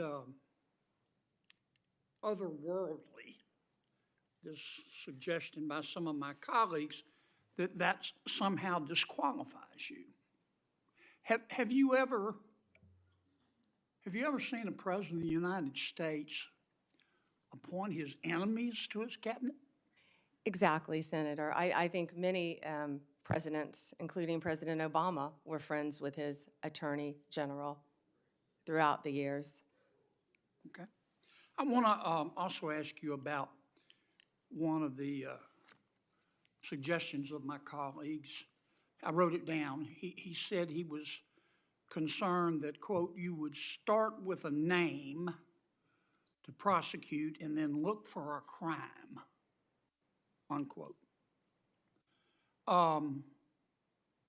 It made me immediately think of District Attorney Bragg in New York, who actually in 2019 ran a campaign in large part suggesting that if you elect me, I'll prosecute Donald Trump. I believe there were others as well, Senator. Right.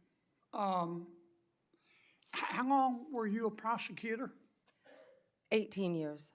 Okay.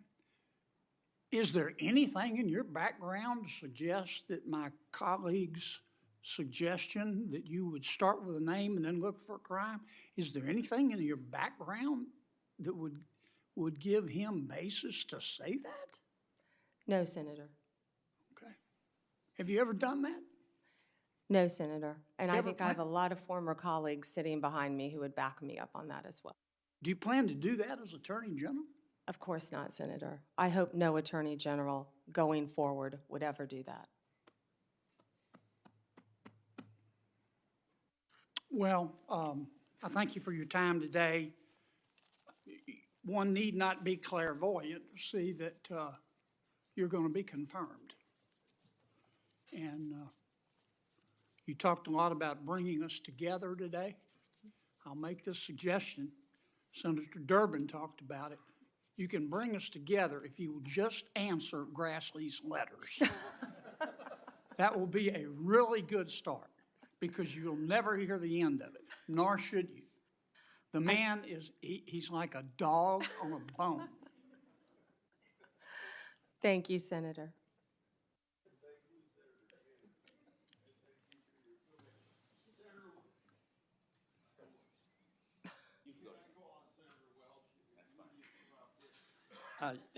Thank you very much. Thank you, Ms. Bondi. Three things. One, I do have some concern that whoever is the Attorney General, you or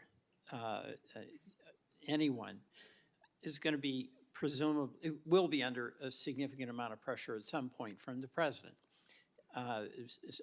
Attorney General Barr was, Attorney General Sessions was. And you've made it very clear your client is the Constitution. I think that's very reassuring to us. But the President does have now a Supreme Court provided immunity. And I just want to express to you my concern, and it really does align with what Senator Schiff said. You have what I regard as a very bad decision by the Supreme Court. The President should not be above the law, never has been.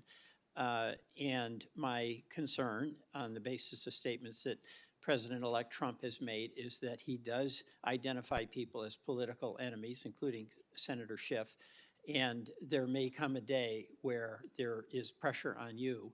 And I'm just going to express my hope that that independence that you've had throughout your career when it comes to the Constitution or pressure from a higher official, that you're going to choose the Constitution. So you don't even have to answer that. But it's a concern I share, I think, not just with colleagues here, but with many Americans. My colleagues have made the case about weaponization in this administration. We can have a debate about that, but there's been a universal statement here that we want the rule of law to be the basis of going forward. So thank you for allowing me to say that. Second, I'm really interested in your focus on how do we cut down on recidivism. I was a public defender. That's how I got started. You started prosecutor. In Vermont, prosecutors and defenders were good friends. We each had a job to do. But my experience with my clients, and I'm accepting folks who just, they're really dangerous, you've got to lock them up, you've got to throw away the key. But the vast majority of people had a substance abuse problem, oftentimes had very limited education, oftentimes face these incredible dilemmas that Senator Coons was talking about, where they get fines and they get their license suspended, so the job they had now they lose. So can you just elaborate a bit on what you want to do to inject some energy into dealing with cutting down on recidivism? Well, first, we can address it at the Bureau of Prison level, of course. What we talked about, those are for the people who will be locked up in prison serving sentences, to make sure they get the resources that they need upon release. 98% of the people in the Bureau of Prisons will be released. I believe it's a mess right now, a mess. And when you look at an organizational chart of the office, assuming I may get confirmed, I was looking at all the slots, and my eyes went down to the bottom to Bureau of Prisons because of my career experience as a prosecutor and caring about what happens there for the very reasons you said. We need more drug courts, and you were talking about drug addicts as well. Mm-hmm. It's more than that, and we both know that. It's also people who are dual diagnosed, meaning Right. you have a drug addiction but also mental health issues, and that's well, Senator, I'd like that's to. something I'd like that to. I would can't like wrap to my head work- around yet. Right. I'd like to work with you on that. And then the third thing is that I mentioned this earlier: the consumer issues, the False Claims Act efforts that you can bring, the challenge to ripoffs in the civil sphere, where companies are doing things that are just crushing our consumers and charging ripoff in overcharging. That is very, very important, and I hope that there'll be as much emphasis on protecting consumers as there will be on protecting public safety, which obviously is a high priority for you and for the department. Yes, Senator. Okay, thank you. Thank you. I yield back. Thank you, Mr. Chairman. I think you're doing incredible today. I'm not surprised. Mom, how are you doing? Good? I told her not to react no matter what. That's probably harder for her than it is for you. Well, listen, we've talked about this over the years. So for me, I didn't know any lawyers growing up. I'm trying to think when I actually met a lawyer in my life. I grew up in a really blue-collar neighborhood, but I was attracted to the law because I felt like it gave guardrails for people to pursue their dreams, right? That you would be on equal footing. And I think that your fights for the little guy, I referenced this in the opening statements, are admirable. And, you know, you got some questions earlier about, are you willing to stand up against corporate interests, or are you willing to fight back? I mean, I think you've demonstrated that, right? I think we did it together when we were attorneys general as well. Yeah, your client is the people, and it's your job to fight for them. Because in these jobs, especially even a local prosecutor, I think is even more appropriate scenario. There's only one local prosecutor. There's only one prosecutor in that county. So it's interesting when we have these discussions about some of these prosecutors across the country, and Senator Hawley and I know there's been a couple in Missouri, and they're all around. When they decide not to charge violent criminals, there's nobody else who can do that. There's nobody else that can do that. One of the things that when I was Attorney General we were able to do when President Trump was in office, sadly the Biden administration dropped this effort, was we had assistant AGs deputized as assistant U.S. attorneys to help fight violent crime, to add capacity. And when, you know, there was a surge to take on some of the most violent criminals on the streets, we were there to help. Those are the kind of partnerships I'm guessing that you'll look towards, right? To get back to the core mission of taking on violent crime and fighting for the little guy. So I wanted to give you a little bit of an opportunity to talk about that. And also, sort of what's your vision? You're answering a lot of questions. What's your vision for the department? I mean, how do you see your role? How do you want to go do that? I think you're incredibly qualified to do it, but just in your own words, what are the things that you're going to focus on? You know, Senator, it's truly overwhelming when you look at the volume of that department. The Department of Justice, it is the largest law firm in the world and manages the largest law enforcement agencies. And that's why, first and foremost, what I did when I was Attorney General, you surround yourself with great people. and that includes Gail Slater, that includes my chief of staff, if I am confirmed, my deputy, and so on and so on, and work from there, but look at each and every department, and I don't know if one department is more important than the other, but I will work very hard every day. And as Senator Welsh had said, it's not only fighting crime. I think that's just first and foremost on Americans' minds right now. But that's why there is an entire huge civil division that falls under the Department of Justice to protect consumers, to do the antitrust cases, to do all the Medicare cases, to do all of the other cases. So it's multifaceted. But first and foremost, of course, to keep America safe and restore integrity to that department. I don't think I can stress enough that 72% of Americans have lost faith in the Department of Justice. Yeah, and I think that the belief that the American people need to have, again, is that people are going to be treated the same. As you said earlier, there's only one tier. There's not two tiers of justice. And I think that's, when you really dig down to some of the comments you've heard and questions, on, at least on this side, that's the big concern. I don't want it tilted in anybody's direction. You just want it to be fair. And you want certainly the top law enforcement official in the country to view it that way. I think you do. And I think your history, your qualifications, your demeanor, your character warrant a bipartisan vote. I hope you get it. I really do. You deserve it. Thank you, Senator. Senator Blumenthal. Thanks, Mr. Chairman. Again, thank you, Ms. Bondi, for answering our question. I want to come back to TikTok. And we ran out of time when I was asking you before about the importance of the law that was passed overwhelmingly bipartisan majority here in the United States Congress. As you know, last year, a Chinese hacking group, it was called Salt Typhoon, broke into several American phone companies, reportedly used that access to spy on the White House, the FBI, other sensitive government targets. The threat of Chinese communist espionage goes beyond just watching. It also involved potentially shutting down our grids, other critical infrastructure targets. I assume you agree with me that Chinese cyber warfare, espionage, malign influence is an existential threat to America.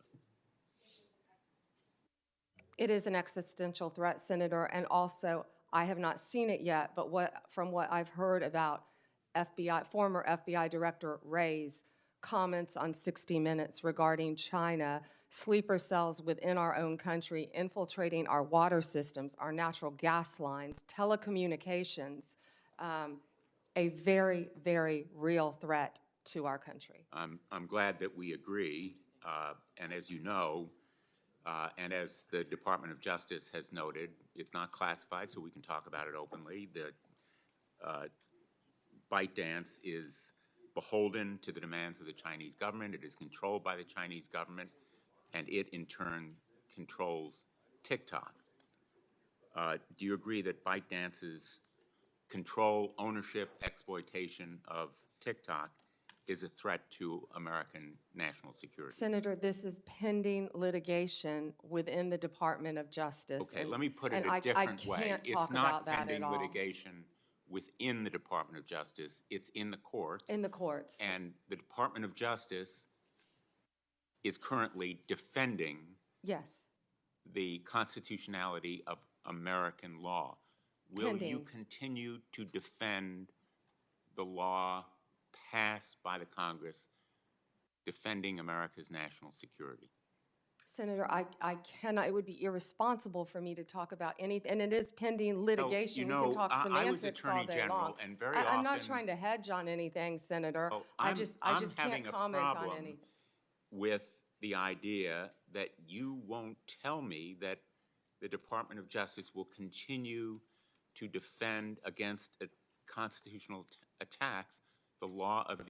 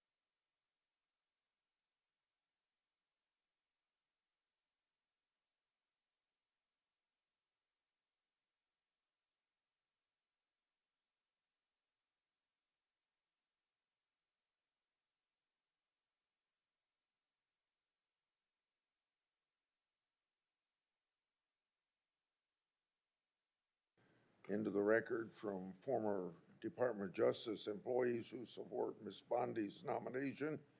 This bipartisan group of attorneys includes several former AGs, assistant attorneys general, U.S. attorneys, right to share both strong and enthusiastic support, unquote, for Ms. Bondi and attest to their, quote, integrity, her integrity and devotion to the rule of law, end of quote, without objection. I would enter these into the record. Hearing none, so ordered. Senator Brett. Thank you, Mr. Chairman. Several of my colleagues on the other side of the aisle have insinuated that your friendship with Donald Trump is a problem.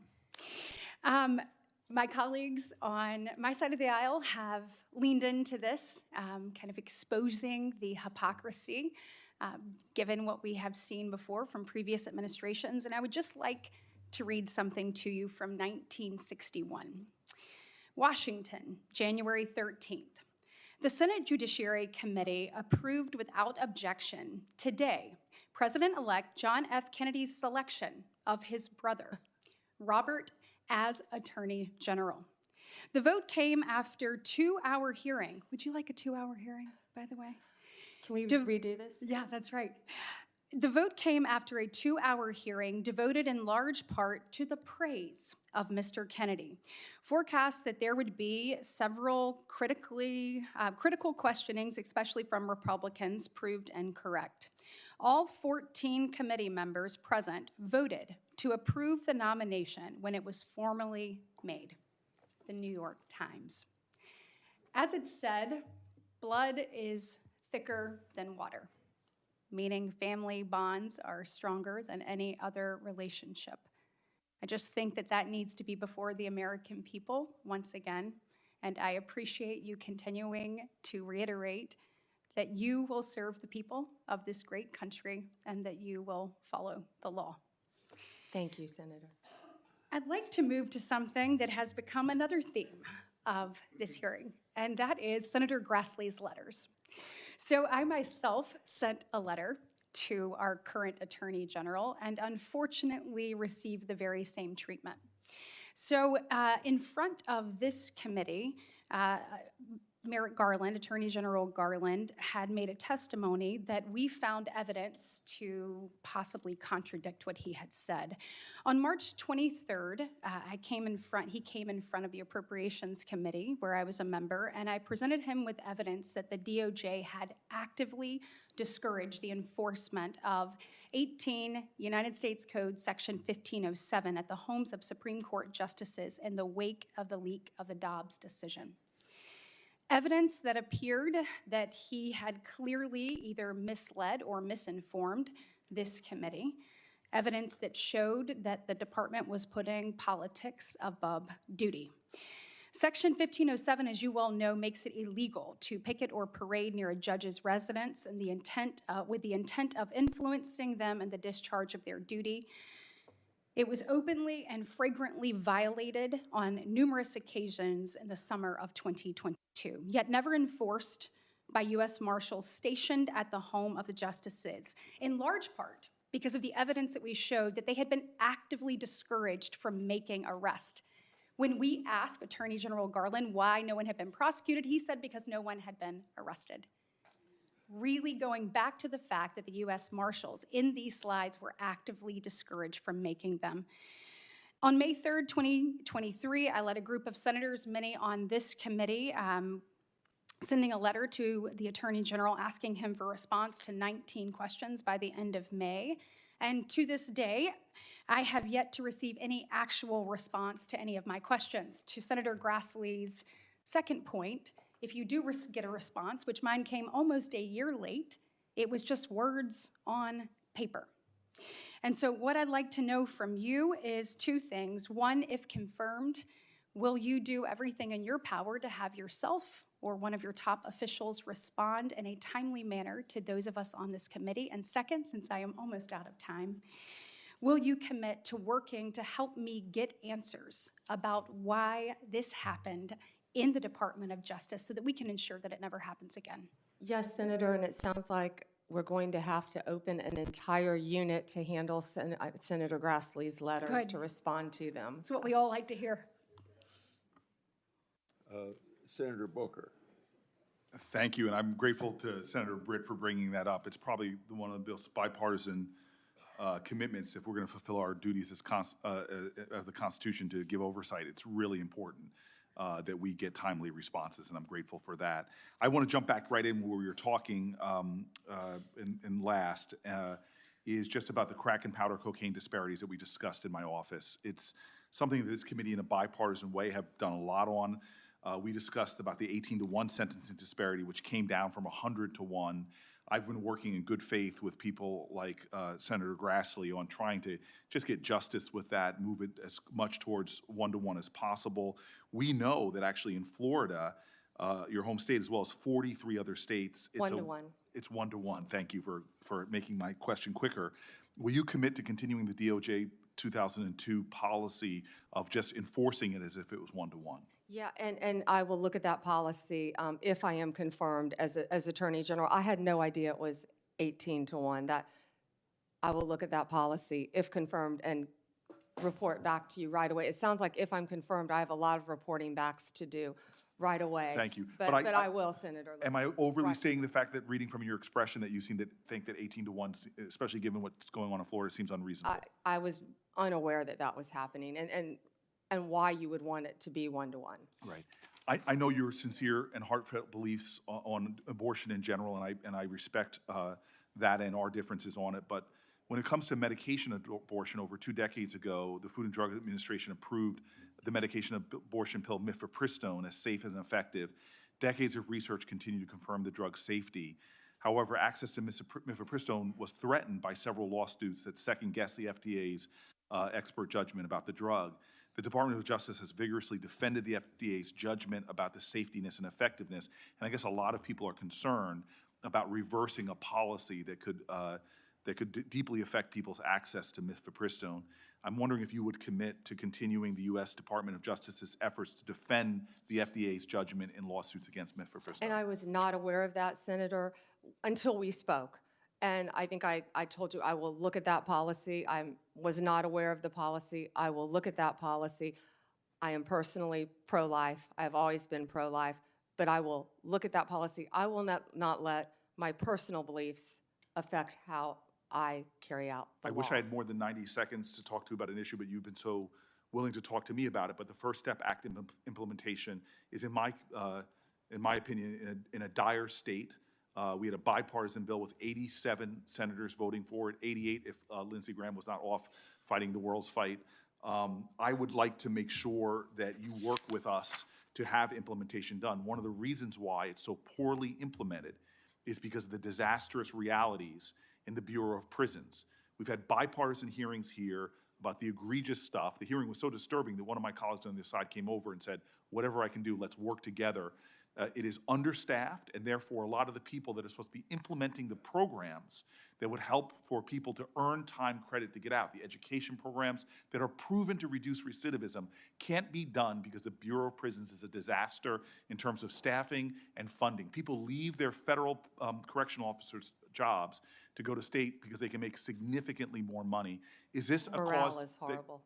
Yes, morale is horrible. Do you feel a sense of urgency like I do to focus on the Bureau of Prisons, to deal with the staffing issues and help for the full implementation of the First Step Act? Yes, Senator, and yes, and I spoke about that, I think, when you were in another committee hearing, but yes, I will, of course. Thank you for the latitude, Mr. Chairman. For a question for both the nominee and you, Senator Booker. You were talking about this 1-to-1 equation. If your implication to her was that it could be done through her actions, then it seems we've been wasting our time trying to find a compromise between you and me on that subject for legislation. I didn't prepare for this hearing, sir. I didn't know I'd be asked questions. I look forward to working with you. I do believe that it should be done judicially as well as with prosecutorial discretion. Should done legislatively as well as prosecutorial discretion. Thank you, sir. Thank you, Mr. Chairman. General Bondi, I congratulate you on an excellent job at this hearing. And I want to go back to the topic you and I discussed before, which is the politicization of the Department of Justice. I want to focus on a different aspect of it. We talked about the Department of Justice under Joe Biden and Kamala Harris being used to target the president's political enemies. We talked about it being used to protect the political friends and allies of the White House. But there's another aspect of politicization and lawlessness, and that is refusing to follow the law, utterly defying federal statutory law. And I think there's no area where this has been more egregious than as it concerns our immigration laws. We have had 4 years of a wide open southern border. My state, Texas, has borne a disproportionate burden as a consequence of that, as 12 million illegal aliens have flooded into this country. And what the Biden administration has done, no other president in the history of America has done. The Biden administration has simply ignored the law, and when illegal aliens are apprehended, they release them. Federal law says they shall be detained, says they shall be deported. And frankly, our constitutional system is not meant to deal with a president who defies the law. Article 2 says the president shall take care that the laws be faithfully executed. This administration utterly defied the law. I have said somewhat tongue-in-cheek, Joe Biden did something I previously thought was impossible. He made me miss Barack Obama.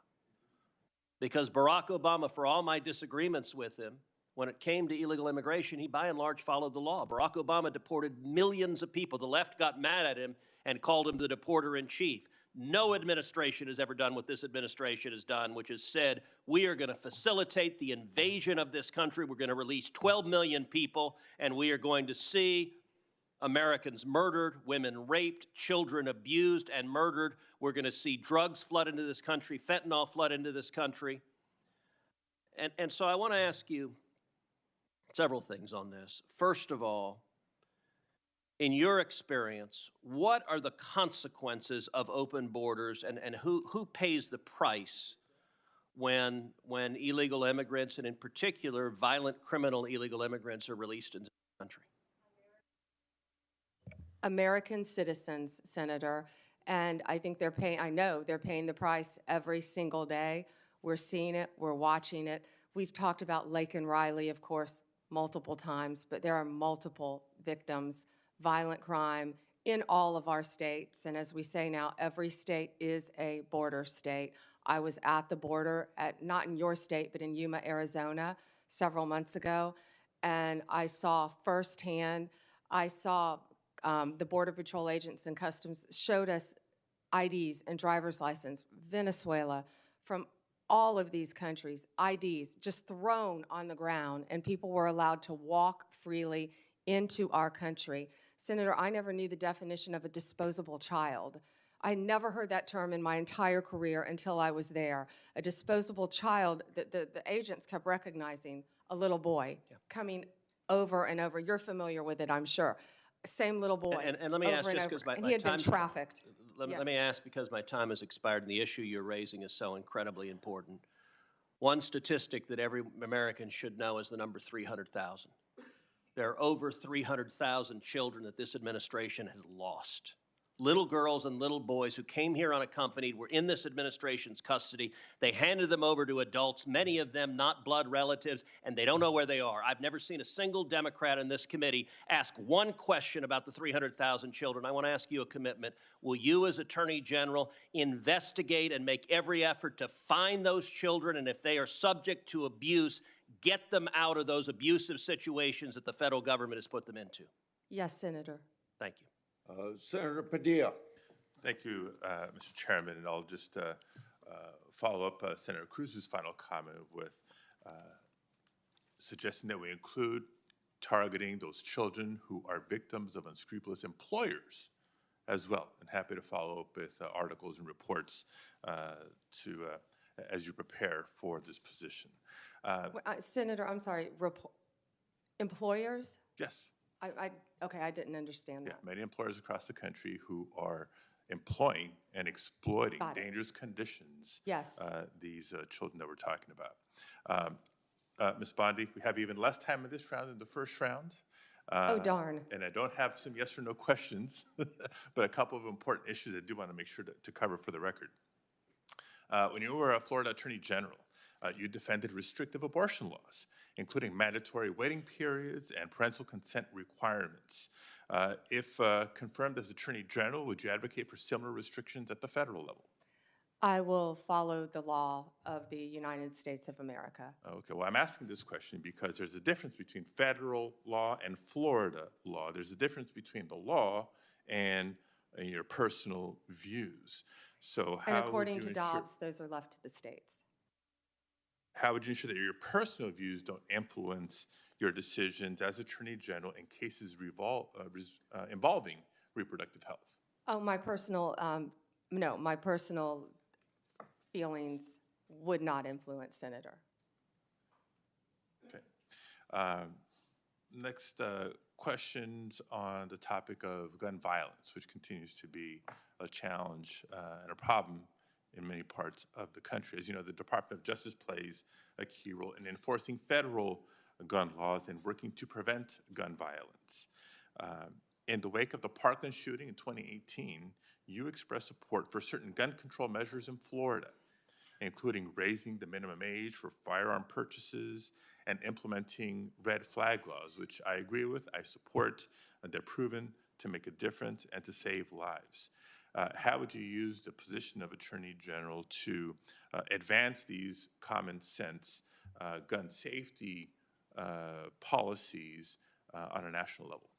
First, Senator, let me say I am pro-Second Amendment. I have always been pro-Second Amendment.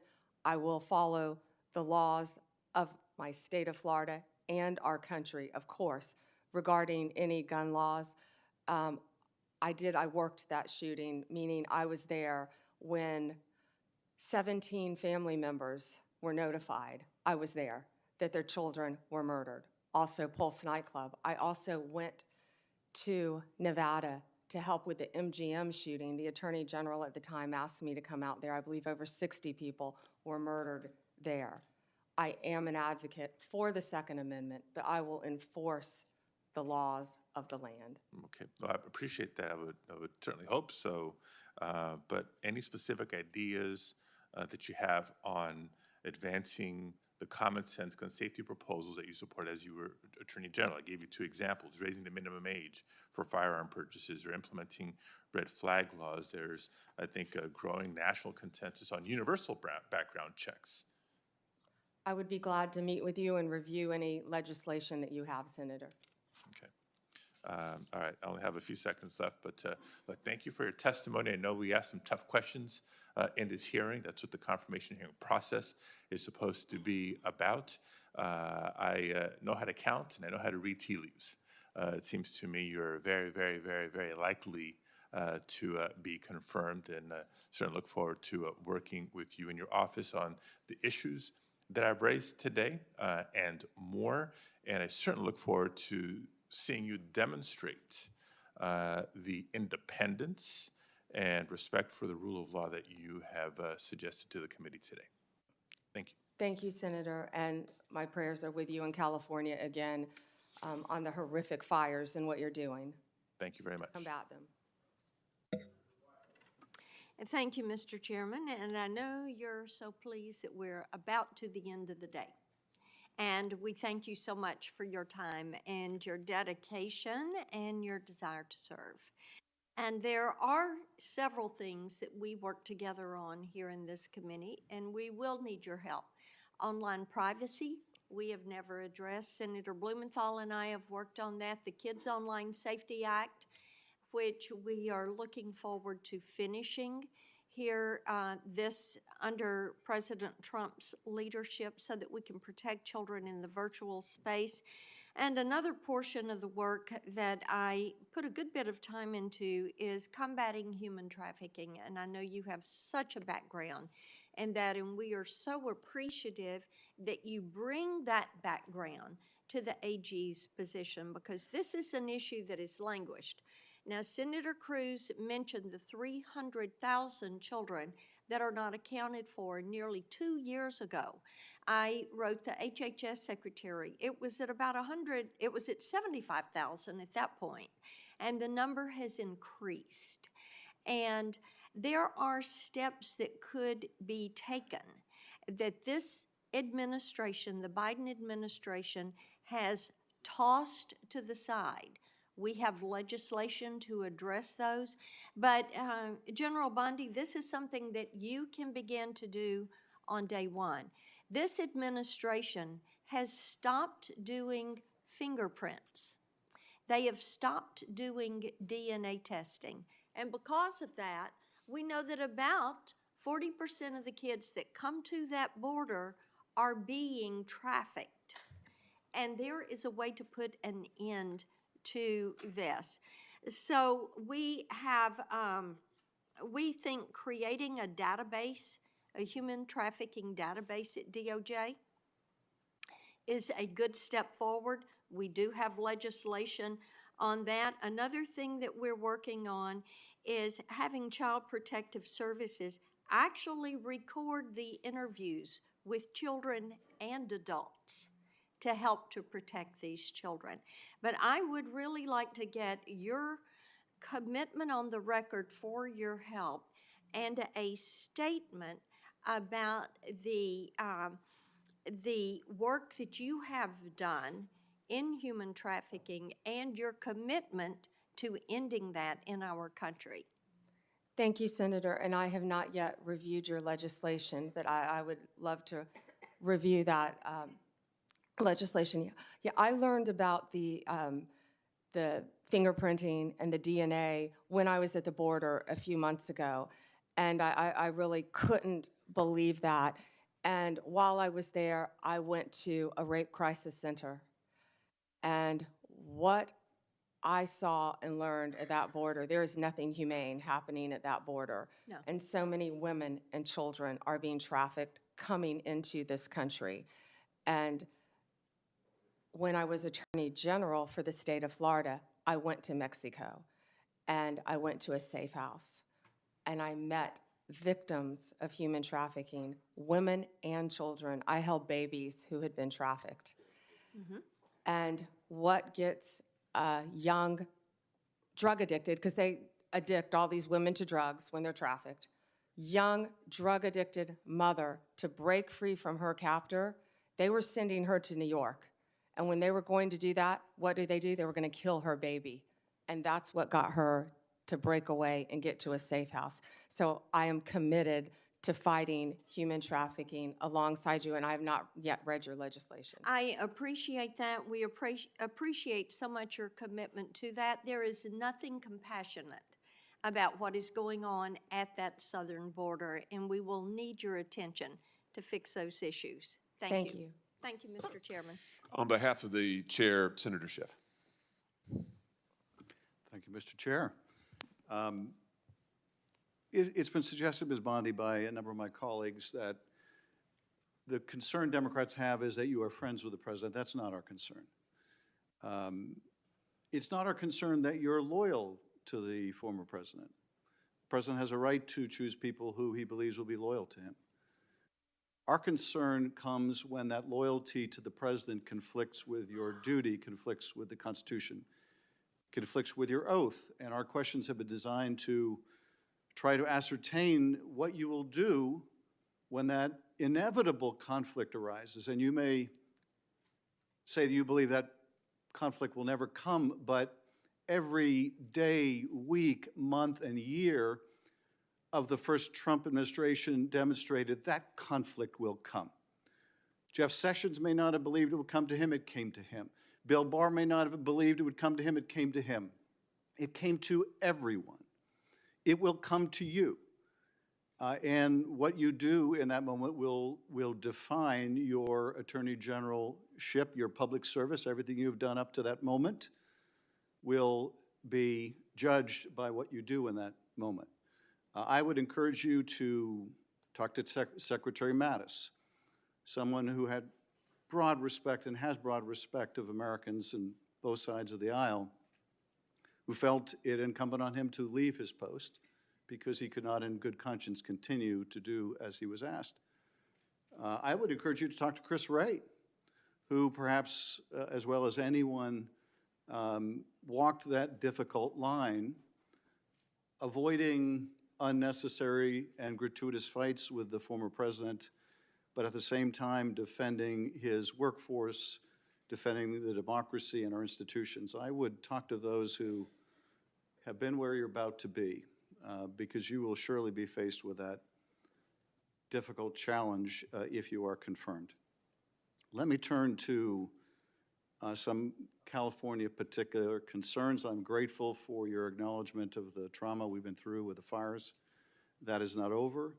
We will need your help in going after those who are committing arson or who are looting or the inevitable fraudsters who will take advantage of the situation to try to defraud taxpayers. Price gouging. As well as price gouging. Indeed, on the subject of price gouging, and we talked quite a bit about the 2020 election, the 2024 election was about the high cost of living. I hope you will demonstrate a willingness to go after anyone who's engaged in price gouging. I think the oil companies are engaged in price gouging. The price at the pump in California is through the roof. Are you willing to take on even powerful interests like the oil industry if you determine that they are gouging consumers? I handled the BP oil spill, Senator, when I was Attorney General for the state of Florida. Right now, as an immediate concern, I would be concerned about helping you in California with all the criminal acts that I'm sure are happening throughout your state, with the looting, with and this is just from me watching it on the news. You've been there on the ground, but crime is rampant in California, and it's only going to get worse based on these fires and what happened. And price gouging is when people come in and they try to raise the price of goods, water, essential commodities, when people have lost their homes. And not everyone lives in a big home. Most people don't. And people have lost everything that they have had. And I am committed to working with everyone in California constantly to help the people in the aftermath of these fires and do everything that I can. We will need your help on that. We will need your help on attacking the scourge of fentanyl. We can't solve this problem as a local government or a state government or a federal government alone. We need to work together on that. And let me ask one last question, if I may, Mr. Chairman. Important to a great many Californians and people around the country. And that is, will you respect their marriage? Will you respect marriage equality? Will you defend marriage equality? I will respect the law, absolutely. Thank you, Mr. Chairman. Thank you, Senator. I'm sitting here in the chairman's seat, General Bondi. It's a great feeling of power. Do you have documents you want me to review? Maybe some things I'd like you to sign. Let me just ask you here, and I think I may be your last interlocutor for the day, so congratulations. You've just done fantastic. Thank you for answering all of our questions. Let me just ask you about another of the abuses that this past administration perpetrated that is still in place, and I'm referring to the October 2021 memo from Attorney General Garland targeting parents at school board meetings. Do you remember this? Yes, Senator. What happened was, as I'm sure you recall, we now know the Biden administration, the White House, the Secretary of Education solicited a letter from the National School Board Association. They ginned it up. It was fake from beginning to end. They ginned it up, calling for law enforcement scrutiny against parents, tax-paying parents who are going to school board meetings, inquiring what their children were being taught, inquiring about face masks, critical race theory. And Attorney General Garland, you talk about bowing to political pressure. When the White House demanded he activate the FBI against these parents, amazingly, unbelievably, he did it. And he issued this memorandum in October of 2021. All of this time later, that memorandum has still never been formally rescinded. Even after the National School Board Association withdrew their letter, admitted they had been wrong to call parents potential domestic terrorists who were merely raising questions about what their children were being taught, Garland never apologized for it. He never did anything about it. It is still in effect. Here's my question for you. as Attorney General, if and when you are confirmed, will you finally rescind that memorandum and do right on behalf of all of these parents who have been wrongly, unjustly targeted by the FBI and DOJ? Senator, I have not yet read the memo. If I am confirmed, I will read the memo and I will do the right thing, just like I told senators on both sides of the aisle regarding their issues. Good. I look forward to you doing that, and I would hope this is something you could do on the first day after you're confirmed, to send a message to parents and law-abiding citizens everywhere. This shouldn't be a partisan issue. I bet the parents who went to these meetings, they're Republicans, they're Democrats, they have no partisanship, but they want to know that their First Amendment rights will be protected. And you rescinding that memo formally after, frankly, the current Attorney General lied to us about it for years would send a tremendous message. Let me just ask you about the one other thing, and this is something near and dear to me. We talked about this when you came to my office. The Department of Justice administers a fund called the Radiation Exposure Compensation Fund.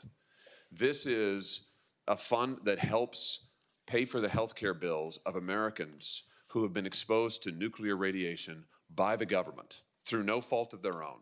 In the West and other parts of the country, the Department of Justice has administered that program for years. Senator Orrin Hatch actually wrote the initial bill. It has been in existence since 1990. It's been supported by senators from both parties. It's extremely important to my state because the state of Missouri, we have a lot of nuclear radiation that has occurred, that's still in our groundwater, still in our soil, not cleaned up yet.